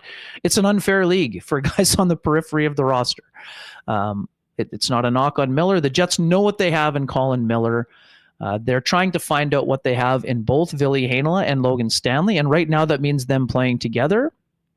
At various other times, it's going to mean one of those guys playing with Colin Miller or Dylan Coghlan potentially. So, Ville, again, I'd like to see a long runway for Ville, but I wasn't also bent out of shape the way some people were that he sat down after playing 4 games in 6 nights. Because anyone who's had an ankle issue, Huss, it doesn't feel great. For if you're playing that much in a short span of time, it was probably swollen and it probably didn't feel great. So rather than risk him being hurt, he sat the first game, and then on the second game they decided to hold him out. So again, and the tough part too is that as a consumer or someone in the media or a fan or whatever situation you find yourself in, would it be easier to understand if the coaches were laying their entire plan out there for you? Of course it would. But here's the problem. The moment you deviate from the plan, you have people yelling and screaming and saying, oh, you said he was doing this. You said you were doing that. So the plan is fluid for the Jets, and eventually they're going to find out here if Logan Stanley is going to be part of their 6. Scott Arniel made a declaration. He needs him to be part of the 6 because of the size, quality, and the physical nature that he can bring. But at the same time, Huss, Logan Stanley needs to bring that on a consistent basis in order to keep the spot, because the Jets have capable players who are being held out of the lineup right now. So he's not just going to be gifted the spot. He's going to have to play at a level that's high enough to keep the spot. So anyways, that's a long trip to the buffet, but there's no better way for me to put it. We wish it was more crystal clear or black and white, but right now there's a lot of gray area. With Dylan Samberg out, Huss, there's even more gray area on that third pairing than we thought there might be going into the season itself. And I don't see this just resolving itself in the next 2 to 3 days. I just don't. No, I think there is going to need to be some more time, particularly for a player like Heinola. Stanley's a little different, though. We've had these conversations for the last 3 or 4 seasons when he's been in. And, you described that he can play a heavy game. I think we could count on one hand the number of heavy games that Logan Stanley's played. We were looking at the numbers. He's credited with about 1 hit per game, and often has found himself, on the wrong end of the highlight reel. We'll just put it that way. And here's the thing, for Stan, I would think that this next little while, if he's going to be in the game, is, I don't want to say a referendum on him and where he fits in, but there's only so many more opportunities you're going to get with a guy like Samberg, coming back, who will immediately be back in the top 4. And then, when Samberg comes back, they're going to have to make a decision. Oh, yeah. At a certain point, somebody that they like is going to have to be put on waivers to put through. If that happens, say Samberg was good to go this weekend, is it Dylan Coghlan, the guy that's hearing his name called and getting the bad news? Well, the good news for him is that Dylan Samberg is nowhere near that point. So I would just put it this way, Huss. We talk about the size factor all the time. So Fleury is 6'4", and Coghlan's either 6'3" or 6'4", or whatever he is. Both of those guys also have size, and neither one of them is a banger to the level of Brendan Dillon. But Jason Bukala pointed out on our show, Huss, Hayden Fleury has the same number of hits as Logan Stanley. So if you're Logan Stanley, you better raise that number, or you're going to get passed on the depth chart, right? Because Hayden Fleury does a couple of other things probably better than Stanley does at this point of his career. Some of that related to experience, but you're right. The Jets have other options for size that are in their 8 right now. So if you're Stanley, I think you need to elevate your game. And again, Logan is a guy who, yes, he's given a long leash for sure. But I think he knows the score also, and he understands that he's gonna have to elevate his level if he wants to stay in. Because as you mentioned, when Dylan Samberg's ready, right now Logan Stanley is probably not in the 6, so that's up to him to sort of change the narrative that is around him. And at the same time, for Ville Heinola, your chances now, and it's not easy, but guess what? It's never been easy, and it's never going to be easy unless you've already established yourself as an NHL regular. Neither one of those guys is an NHL regular as of December 5th of 2024, and now they're being asked to do it together. So it's best for them to do it together, or otherwise the Jets will be searching for alternatives from within or on the trade market at some point. Yeah. Is Hayden Fleury in your mind ahead of those guys on the depth chart? Again, he's ahead of them on my depth chart, but I'm not filling out the lineup card, Huss. So, and yes, I mean, I know that Scott Arniel said at the beginning, Fleury, you got to ease Heinola into the action. I mean, he didn't turn his back on the idea. And here, this goes back to Huss, what you were asking for before.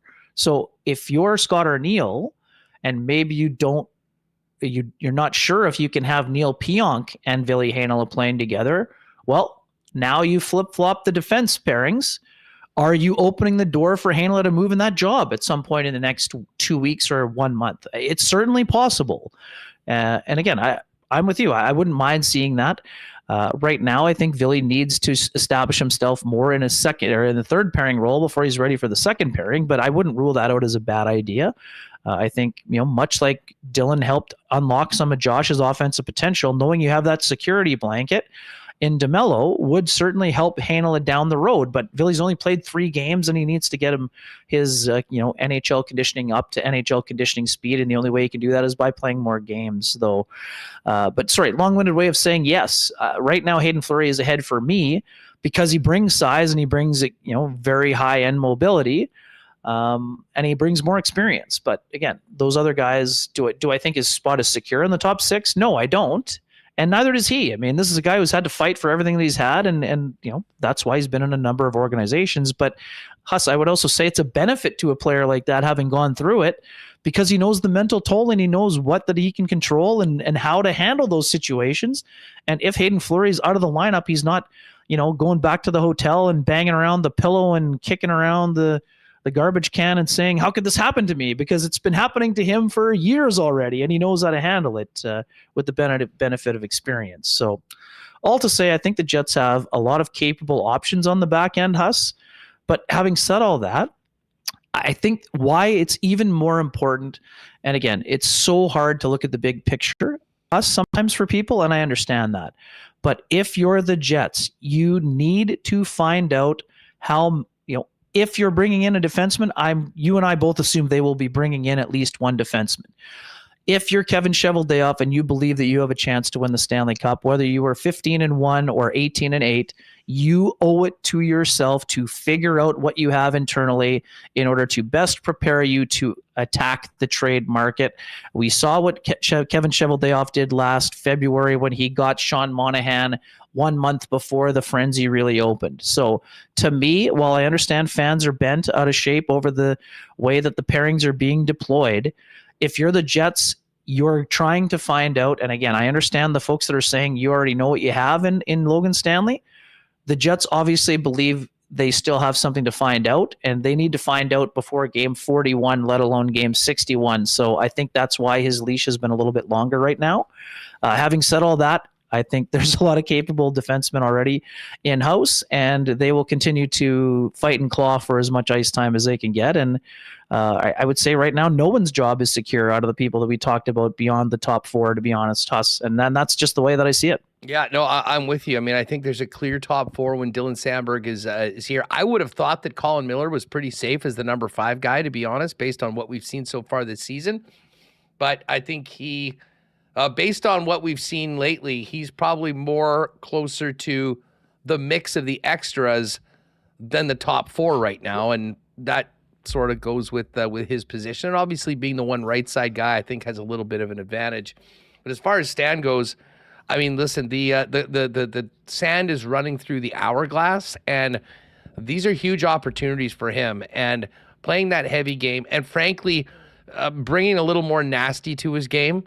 Would probably do wonders for him as far as keeping him in the lineup and maybe being a little bit more effective, because you would think that is what they're hoping to get eventually out of. I'm not just sure how long they can wait. Yeah, just quickly. I mean, we've already had a great example of this. Just last season, Nate Schmidt played great for probably 65 games, and suddenly he was knocked out of the lineup for a bunch of games in a row, right? So it's not just us wondering what the Jets have. The Jets have been wondering for a long time, and Nate Schmidt has put together a lot of capable minutes on the third pairing, But the Jets have been looking for a little bit more of a physical presence on the back end. Whether it's going to be Stanley providing that or even Dylan Coughlin, the jury's still out. So, I mean, we've talked about this since training camp. The beauty of this stage of the Jets' development, they have competition, right? There's competition for the skilled positions with Brad Lambert now being up there. There's competition and ample competition for the spots on the periphery. 13th forward, 14th forward, 15th forward, third D pairing, 7th and 8th guys. Like, it's kind of an open competition right now. And that's what good teams do. They try to work their way through rather than you're recalling someone that you don't think is even capable of having a sniff at the NHL. Like, things have changed a lot in that regard, but there's just a little bit of uncertainty right now on the back end. And that's why it's up to all of the players in that mix to put their best foot forward. And eventually we're going to figure out who's going to be in what spots as long as people are healthy. Well, speaking of putting that best foot forward, just to wrap this up, we got a chance to see Brad Lambert in his first real regular season game. I mean, he made his debut last year in game 82, a little bit of a reward for a great season with the Manitoba Moose. What do you make of his first game? But more importantly, what are you looking for from him tonight? As he's in a very different situation than those others. He's probably going back to the Moose when Nikolai Ehlers is healthy, but it's a huge opportunity for Brad, I think, to stamp himself as ready to go in the NHL. So tonight, and as long as he's in the lineup, what can he do to help his cause? Obviously, in addition to hopefully maybe generating some offense with that line that's gone stone cold. Yeah, I liked a lot about what I saw from Brad on Tuesday's game. Certainly some of the flashes there when he has the puck in his stick. He can be a very dynamic player, and I actually thought the responsible part of his game was, and the growth on the defensive side was showing on certain occasions. Of course, he needs reps on certain other things. But Huss, the biggest thing for Lambert, and put it this way, I thought that he had a steady training camp, but he didn't incorporate enough of the flash and dash to go with the steady part, which is always the tough balance for a young player. Because you want to show off the exceptional offensive abilities and gifts while also not cheating defensively, which is a team, the Jets, they don't allow you to cheat defense on the defensive side to go for offense. But what Brad needs to do is be a reliable defensive player, but also get himself a few more opportunities. Only one shot attempt the other day, Huss. When the puck is on his stick, I know it's natural for a young player to sometimes defer to your line mates. He's got a good shot also. He can get it away quickly. He needs to show that he can be a contributor on the power play. I think one other wrinkle today, the other day he started on the left wing hash marks on the half wall. This time he was on his strong side, on the right side. Brad has said he's played both with the Moose, but he's got an opportunity to provide a boost on the second power play unit, which has been really good this year. But at 5-on-5, Huss, for a team that's been struggling to skate and generate speed, Brad is a burner. So he's got to be able to generate and create things with his speed. Look for a shot a bit more. And again, I'm not saying that he's staying beyond Ehlers' return, but I think that the Jets, it's an opportunity for Brad to show that he should be able to stick around beyond just this other stretch of 7 to 10 days, however long he's going to be out. Again, I'm not saying that the Jets are definitely going to keep him there, but I do think that there have been enough struggles within the top 6 for Lambert to warrant a longer look, depending on how things play out. And for him, the only way Brad's on the team, Huss, is if he forces his way onto the team. And this is his opportunity to do that. Again, I'm not saying it's a guarantee he could stay beyond, but I'd be curious to see what a Brad Lambert, Nikolai Ehlers, Cole Perfetti line looks like at some point. And this goes back to similar to what I was saying about Miller. I don't think Miller's out of the mix by any means. I think he's the most stable in the mix as the number 5, but the Jets know what they have in Vlad Namestnikov and what he can do and his ability to jump up and down the lineup. They don't know what an extended burst of Lambert, Ehlers, and Perfetti can do, which, again, that could throw some of the other lines into mild chaos also. And again, I'm not saying that it's definitely going to happen, but if you're Brad, you have to stack games one after another to make the decision as hard as possible on the management team and coaching staff to send you back to the Moose. Before we go, we got quite the treat from the Winkler Flyers the other day. Yeah, indeed. I just Remo, saw that. Somebody sent it to me. Do we have this photo that we can pop up here? Yeah, buddy. Look at that hair. Look at that hair. Hey, you know what? I looked at this. I looked at this picture. I think this is the first time I've ever seen you with anything even on facial your chin. hair. facial hair. Yeah, like the Wiebe beard, circa 94. Look at this. Is that Schindel on the right? It is definitely Graham Schindel, Chris Wilgosh, Brian Kranick in the letter carriers right there, Huss. And indeed, my goatee, the connectors on the goatee. I'm glad you can't zoom in any further. The connectors were very poor. I've never been able to grow a full beard, but the Flyers made the Turnbull Cup final that year, Huss, sadly losing to Mitch Grant, my friend, in the Winnipeg South Blues. I was there for all of those games. Dunk buddy, on the blue line, going at it against you. Remo, zoom out just a little bit. I do want to point out, if anyone knows anything, Darcy Pelche, right behind you might have been the most physically imposing and talented player we've ever seen in the MJHL. I was going through his numbers, and I think you guys traded for him from the Saints. We did, from the Blades that year. Unbelievable. He was, I mean, a handful like no one has ever seen before. I mean, crazy putting shot, up over Huss. 100 Crazy points, shot. the best. And just terrorize senior leagues afterwards. I was just saying, I'd love to do a Where Are They Now on that guy, but the stories of him, and that was a wild run for the Blues that year, because the Saints, they if you beat recall, Weyburn. Yeah. The Saints were number 3 in Canada going in to the playoffs, and they came back from the 3-1 deficit to win that series, and then that game against that series against you guys in Winkler was awesome, and then MJ had not had a lot of success against the Saskatchewan League and went to it. But what a team and what a memory. I saw that picture. I've been glued to it for about half an hour before the show. It was a great group to be part of. I loved playing in Winkler. I had 4 great years there, and that was the best team that I played on, Huss. And there's a lot of it's similar to 2018 Jets land. There's a lot of lamenting about how that series went, because we steamrolled in the first game and then ended up losing in 6. So it was a tough. Jamie Morris was a goalie who went on and played some pro hockey, but that Blues team was a really good club, and we still have a lot of regret for not being able to raise the banner that year. But again, great organization to be part of, and it was a lot of fun to see the Flyers go all the way to the Centennial Cup last year after winning that Turnbull Trophy that we still feel like we could have won. I'm not going to say should, but some of us say should. Well, hey, listen, I mean, if you're on that team, you totally feel that way. Absolutely. Yeah. But anyways, I wanted to bring that up. I know people are absolutely loving this in the chat. And how about the hair, though? Just a moment for the hair, maybe. Listen, Comet knows it. Kenny, the heartthrob with the A. The girls were swooning in Winkler. You should have seen the lines of cars coming up from Altona to the old barn every time the Flyers were going at it. Anyways, dude, great stuff. Hey, do you? You said you flew into Toronto. Yeah.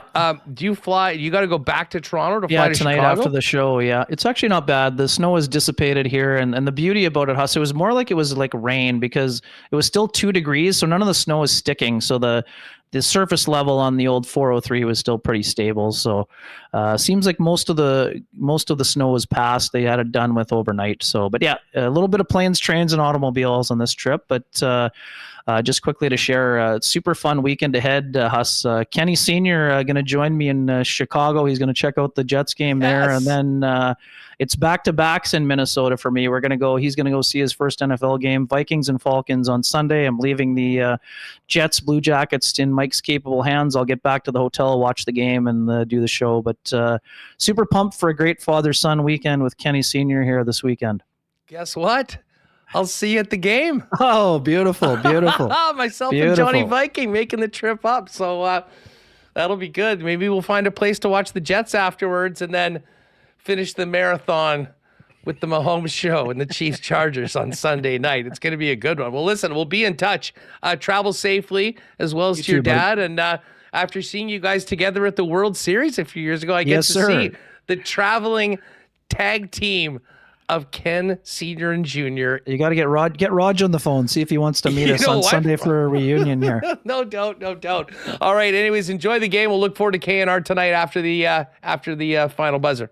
Great to be with you. Have a great day. Thanks for having me. All right, good stuff. There's Ken Wiebe. How about that picture, guys? Oh, what a blast from the past. Great stuff from the Winkler Flyers, throwing that stuff out. And, man, Ken, awesome player, and that was an unbelievable team. Just being able to watch those playoffs. And when you're dialed in, if you've got friends or a family on those teams, you follow it more closely than you might not if you don't have any quote unquote skin in the game. But holy smokes, I will remember those playoffs for a long time. The rinks, the excitement, and it is too bad that there's not more city representation in the MJ anymore. But we're going to find out a lot more about what happens to that league in junior hockey now with the rules and how that's going to affect the Western League and what that might do to junior A hockey. But those were some good times and some amazing players on that team, along with Ken for the Winkler Flyers. We've got more to come though. Let's fire it up with a big cheers to our friends at Little Brown Jug. We're not just for the showboats or the champions. We're here for the good ones. The ones who work hard and show up for others not to get recognized, but because it's the right thing to do. We'd like to think that our good intentions show up in our beer.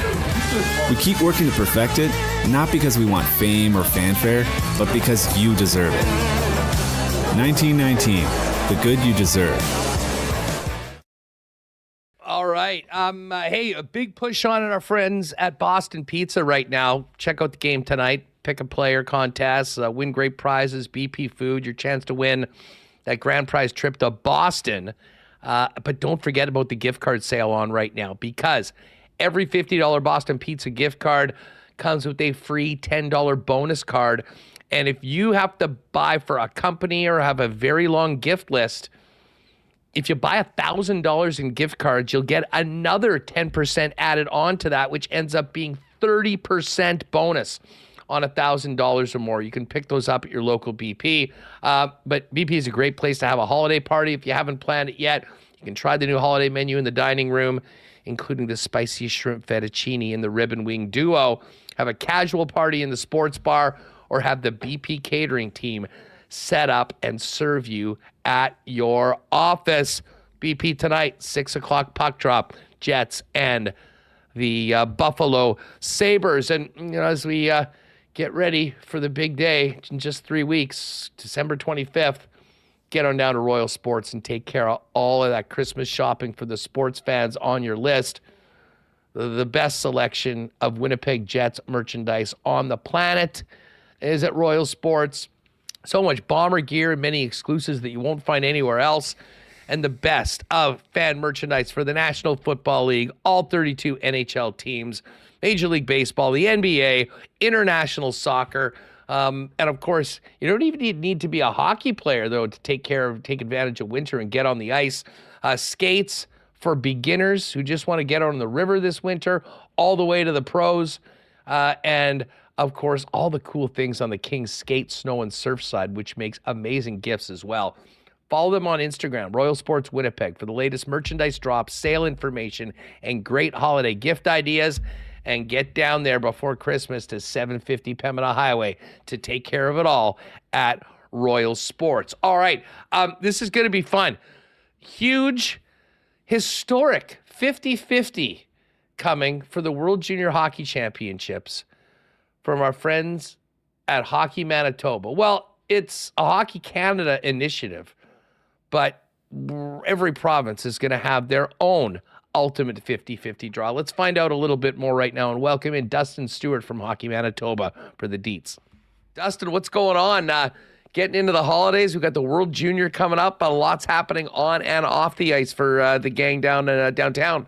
Yeah, no, it's a busy time of year, right? We kind of get through all the really creative stuff that happens in kind of September, October, and teams are getting formed and all that kind of thing. And now we're actually into the hockey season. This is always kind of a nice time of year where things get going there. And as we get ready for the holidays, always some exciting stuff with Christmas tournaments, and for our members and all of our teams, obviously the World Junior Championship, something that they're pretty excited about, and is just around the corner. So it makes for a pretty fun time of year for all of us over here at Hockey Manitoba. Well, no doubt about that. And listen, when you're talking about Christmas in Canada and the holidays, it is synonymous with the World Junior Hockey Championships, and something that Hockey Canada and the individual branches have launched this year is Canada's ultimate 50-50, the biggest power play yet.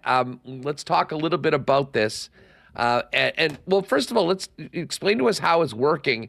Yeah. And then we'll talk about what the benefits of it for hockey here in our province are from being a part of it. Absolutely. So it's really a situation where, for Hockey Canada, I think anybody who's watched the World Juniors over the last number of years, at least for sure, have seen, those 50-50 pots when it's hosted in Canada have a tendency to get up there. They're insane. And Hockey Canada really just are looking at a way to try and, let everybody across the country benefit from some of that, just because, obviously it's been a while since we've hosted the World Juniors here in Winnipeg.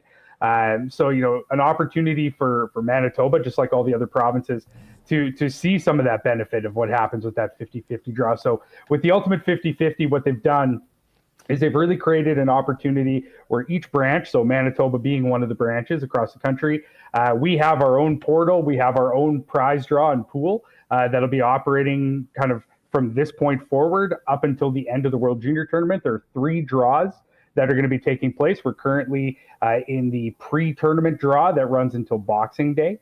That draw, we'll have all the ticket sales that go through there, and then we'll be doing that first one on Boxing Day for a winner.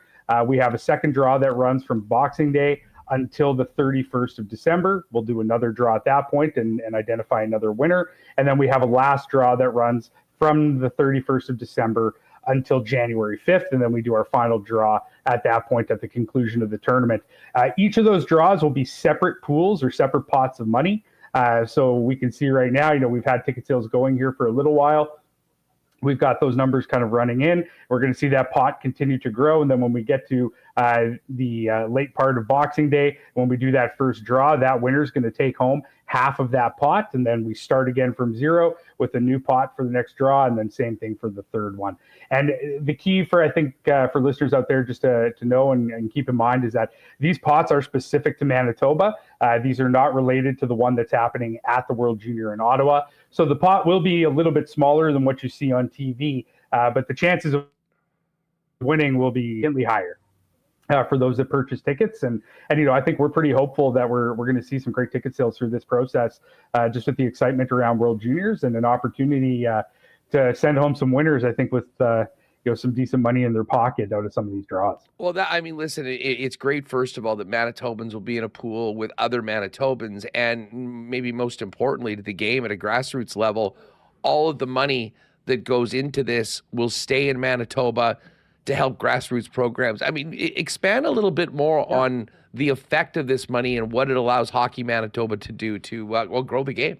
Yeah, absolutely. So, every year in Manitoba, we try to, operate a number of different things, whether it's our U7 Face-Off Festival program, which is kind of a kickoff to the season for the little tykes that are just starting out, that we provide a significant amount of funding for.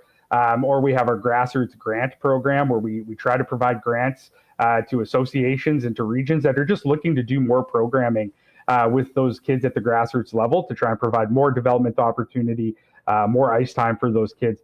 So what we're really hopeful with is the money that we're able to take out of this program and this ultimate 50-50 can just be turned around and reinvested directly into some of those programs, allowing us to provide more grants or grants at a higher dollar amount to some of the regions and associations that we have, trying to expand on the offerings that we do with those U7 Face-Off festivals, and potentially looking at some new programming, some learn to play programming, learn to skate programming that we might be able to offer, because at the end of the day, I think for Hockey Manitoba and Hockey Canada, we're always looking towards growing that membership base and getting more people and more kids playing hockey, and just expanding the reach of, what is a phenomenal sport, and a sport that provides incredible opportunity and incredible experiences to both kids, coaches, parents, whoever that are involved in it. So trying to expand those opportunities to more people within Manitoba. And that's where, like you said, the fact that money stays here and is directly reinvested into what we're doing is tremendous for the province. And at the end of the day, it's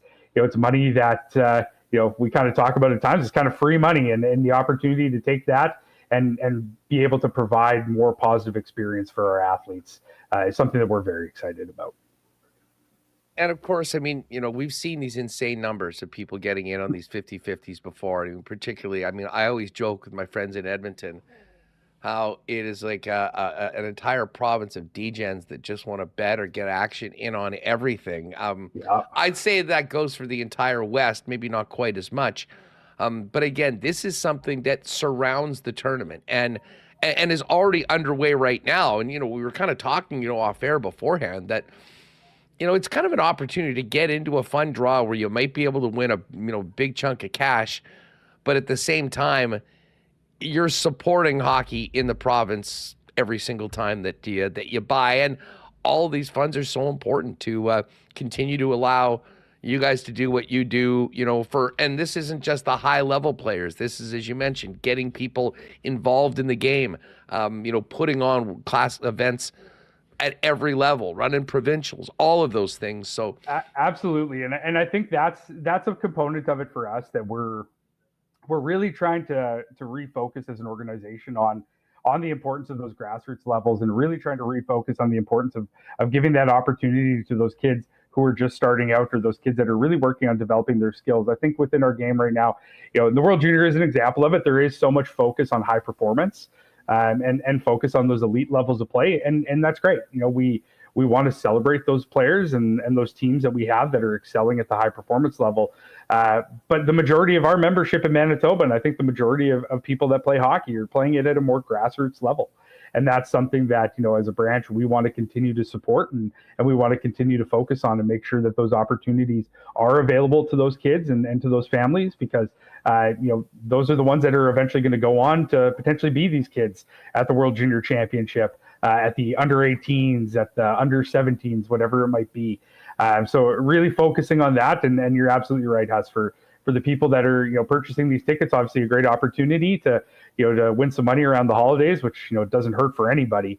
But also knowing that in doing so, they're supporting minor hockey, and they're ensuring that kids are given that opportunity to have that positive experience playing, again, what is a fantastic game and a fantastic thing for everybody involved. Now, the first draw is live right now. And if you're with us on YouTube, you can go into the description of this video. We'll have a link that'll take you right there.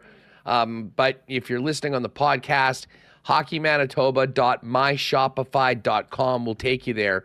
There are 3 draws, and the first draw is open right now, right through to Christmas. So if you want to maybe you get some tickets for the family and you put those in the stocking stuffers or something like that, first draw is on Boxing Day when the tournament gets underway. The second draw will be the 31st of December, New Year's Eve.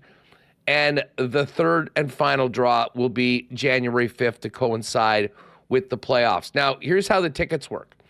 You just want a single bullet, you can buy 1 ticket for $10. If you want 25 tickets, you can get those for $25. 50 for 100, 250 for 100, and $999 for $200. So obviously, the more you buy, the more chances you get. And again, 3 different draws that'll be taking place, with every cent outside of what goes to the winner staying here, right here in Manitoba, and going to grassroots hockey programs. Nice way for people that'll be sitting at home that can't get to Ottawa, Dustin, to get in on the action, if you will, and obviously help out hockey at the same time.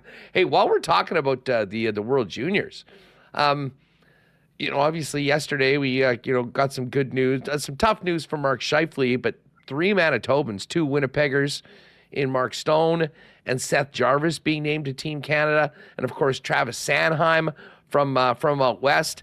Very nice representation on the national team for the 4 nations. And we'll all be crossing our fingers that Wheaties goalie Carson Bjarnason might find his way to Ottawa while we're buying our 50-50s and watching Canada at the tournament at Christmas. Yeah, no, we're it's exciting to see with the Team Canada for the 4 nations, to see again some of those younger players, Seth Jarvis and Travis Sanheim, specifically, I think, are 2 names that had been thrown out there a few times, and you're kind of sitting there thinking, this could be a great opportunity for that next generation of our Manitoba athletes that are playing in the NHL to start making their mark at that international level. And to see those names on that list yesterday, and obviously Mark Stone being a great player as well, that's fantastic representation for our province. You always see a positive impact whenever we have NHL players that are playing in international events. You see the impact that has at the provincial level. You see the impact that has at the minor hockey level.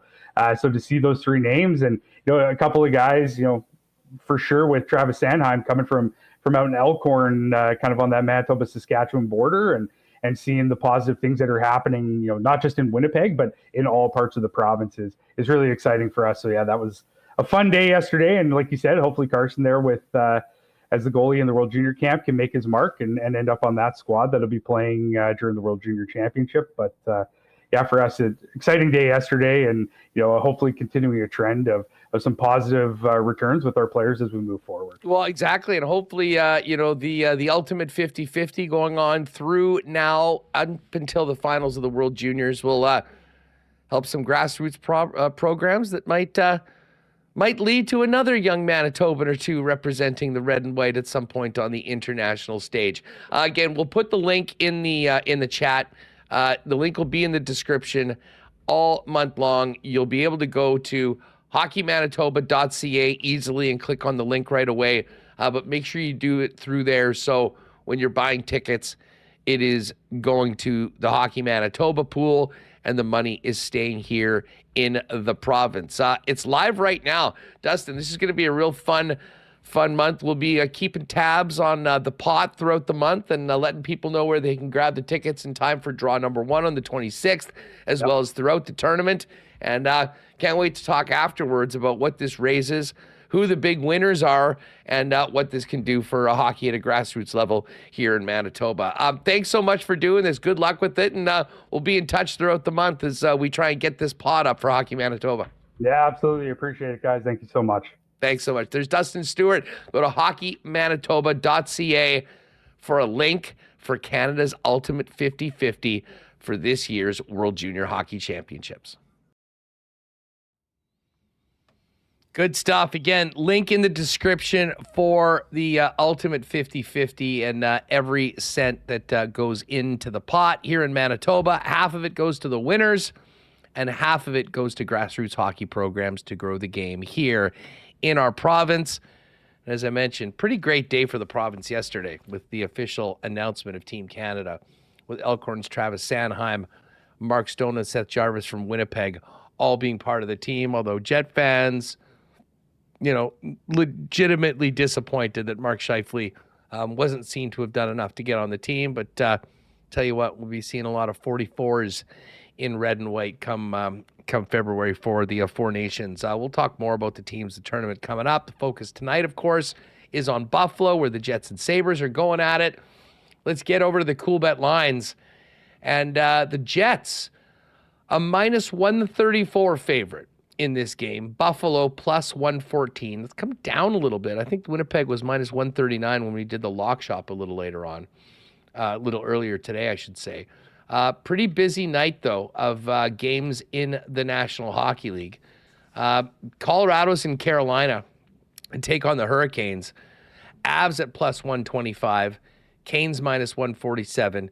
Canes have lost 3 in a row and a little bit of a funk like the Winnipeg Jets are in right now. Avalanche coming off that crazy comeback in Buffalo. The Predators minus 135. Road favorites. 7 wins on the season. Lost 5 in a row. Yeah, well, maybe it's their time tonight. They got Montreal in Montreal. Nashville minus 135. The Ottawa Senators minus 182 favorites at home to Detroit. The Panthers land minus 189 on the road in Philly. Tampa, a big favorite against San Jose. Lightning minus 260. You got the Islanders at home at UBS Arena against the Kraken. Minus 133 favorites are New York. The Blues, who were just here, beating the Jets 2 nights ago, look to continue their winning ways against the Flames. St. Louis plus 106, Calgary minus 125. And the final game of the night, Edmonton hosting the Blue Jackets.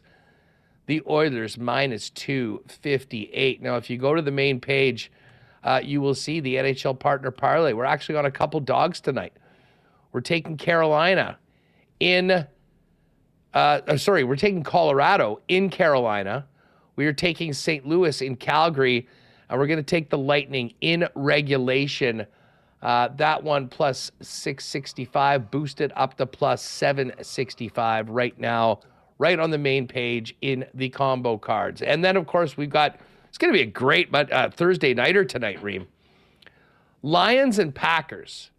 Lions, 3.5 point favorites Packers getting 3.5. Lions minus 172 in the money line. Packers plus 157. The total's gone up from 51.5 to 52.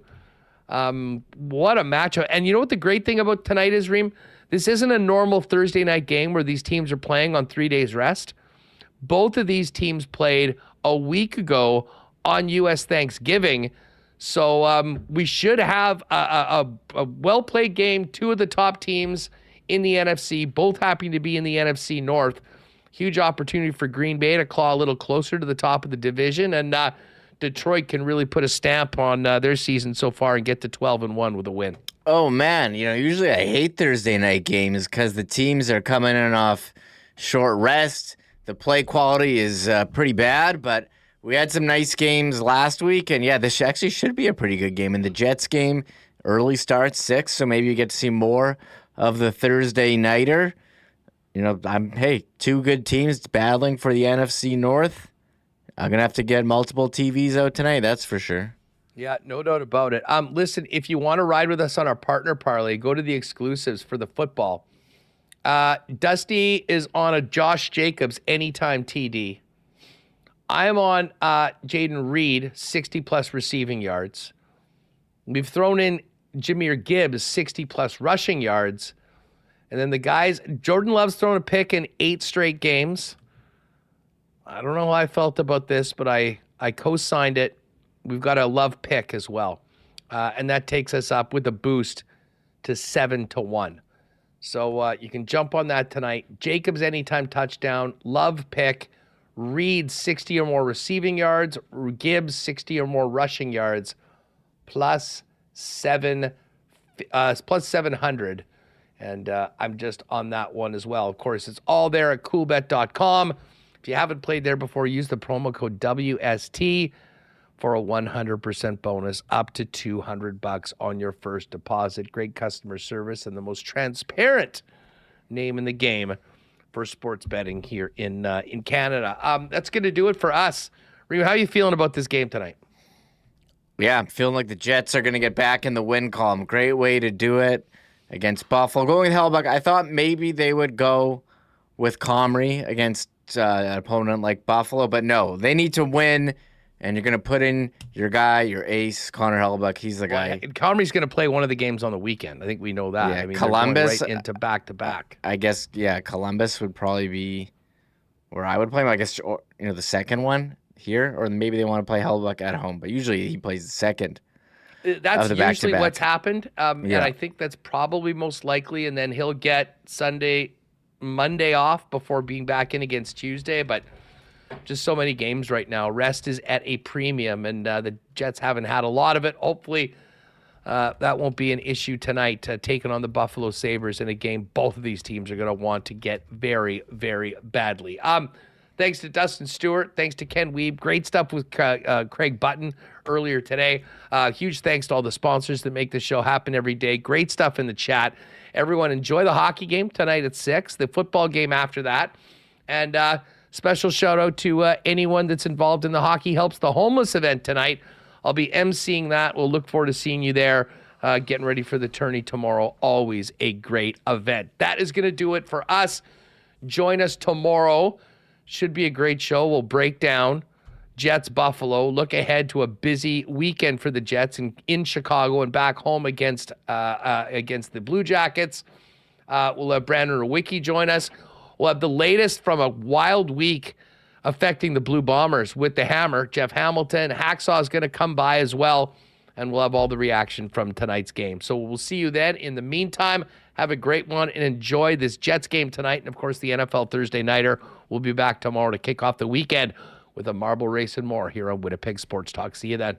Oh, my God! Oh! Shut it down! Let's go home! Thanks for tuning in to Winnipeg Sports Talk Daily. Make sure to subscribe on YouTube and your favorite podcast feed at winnipegsportstalk.com.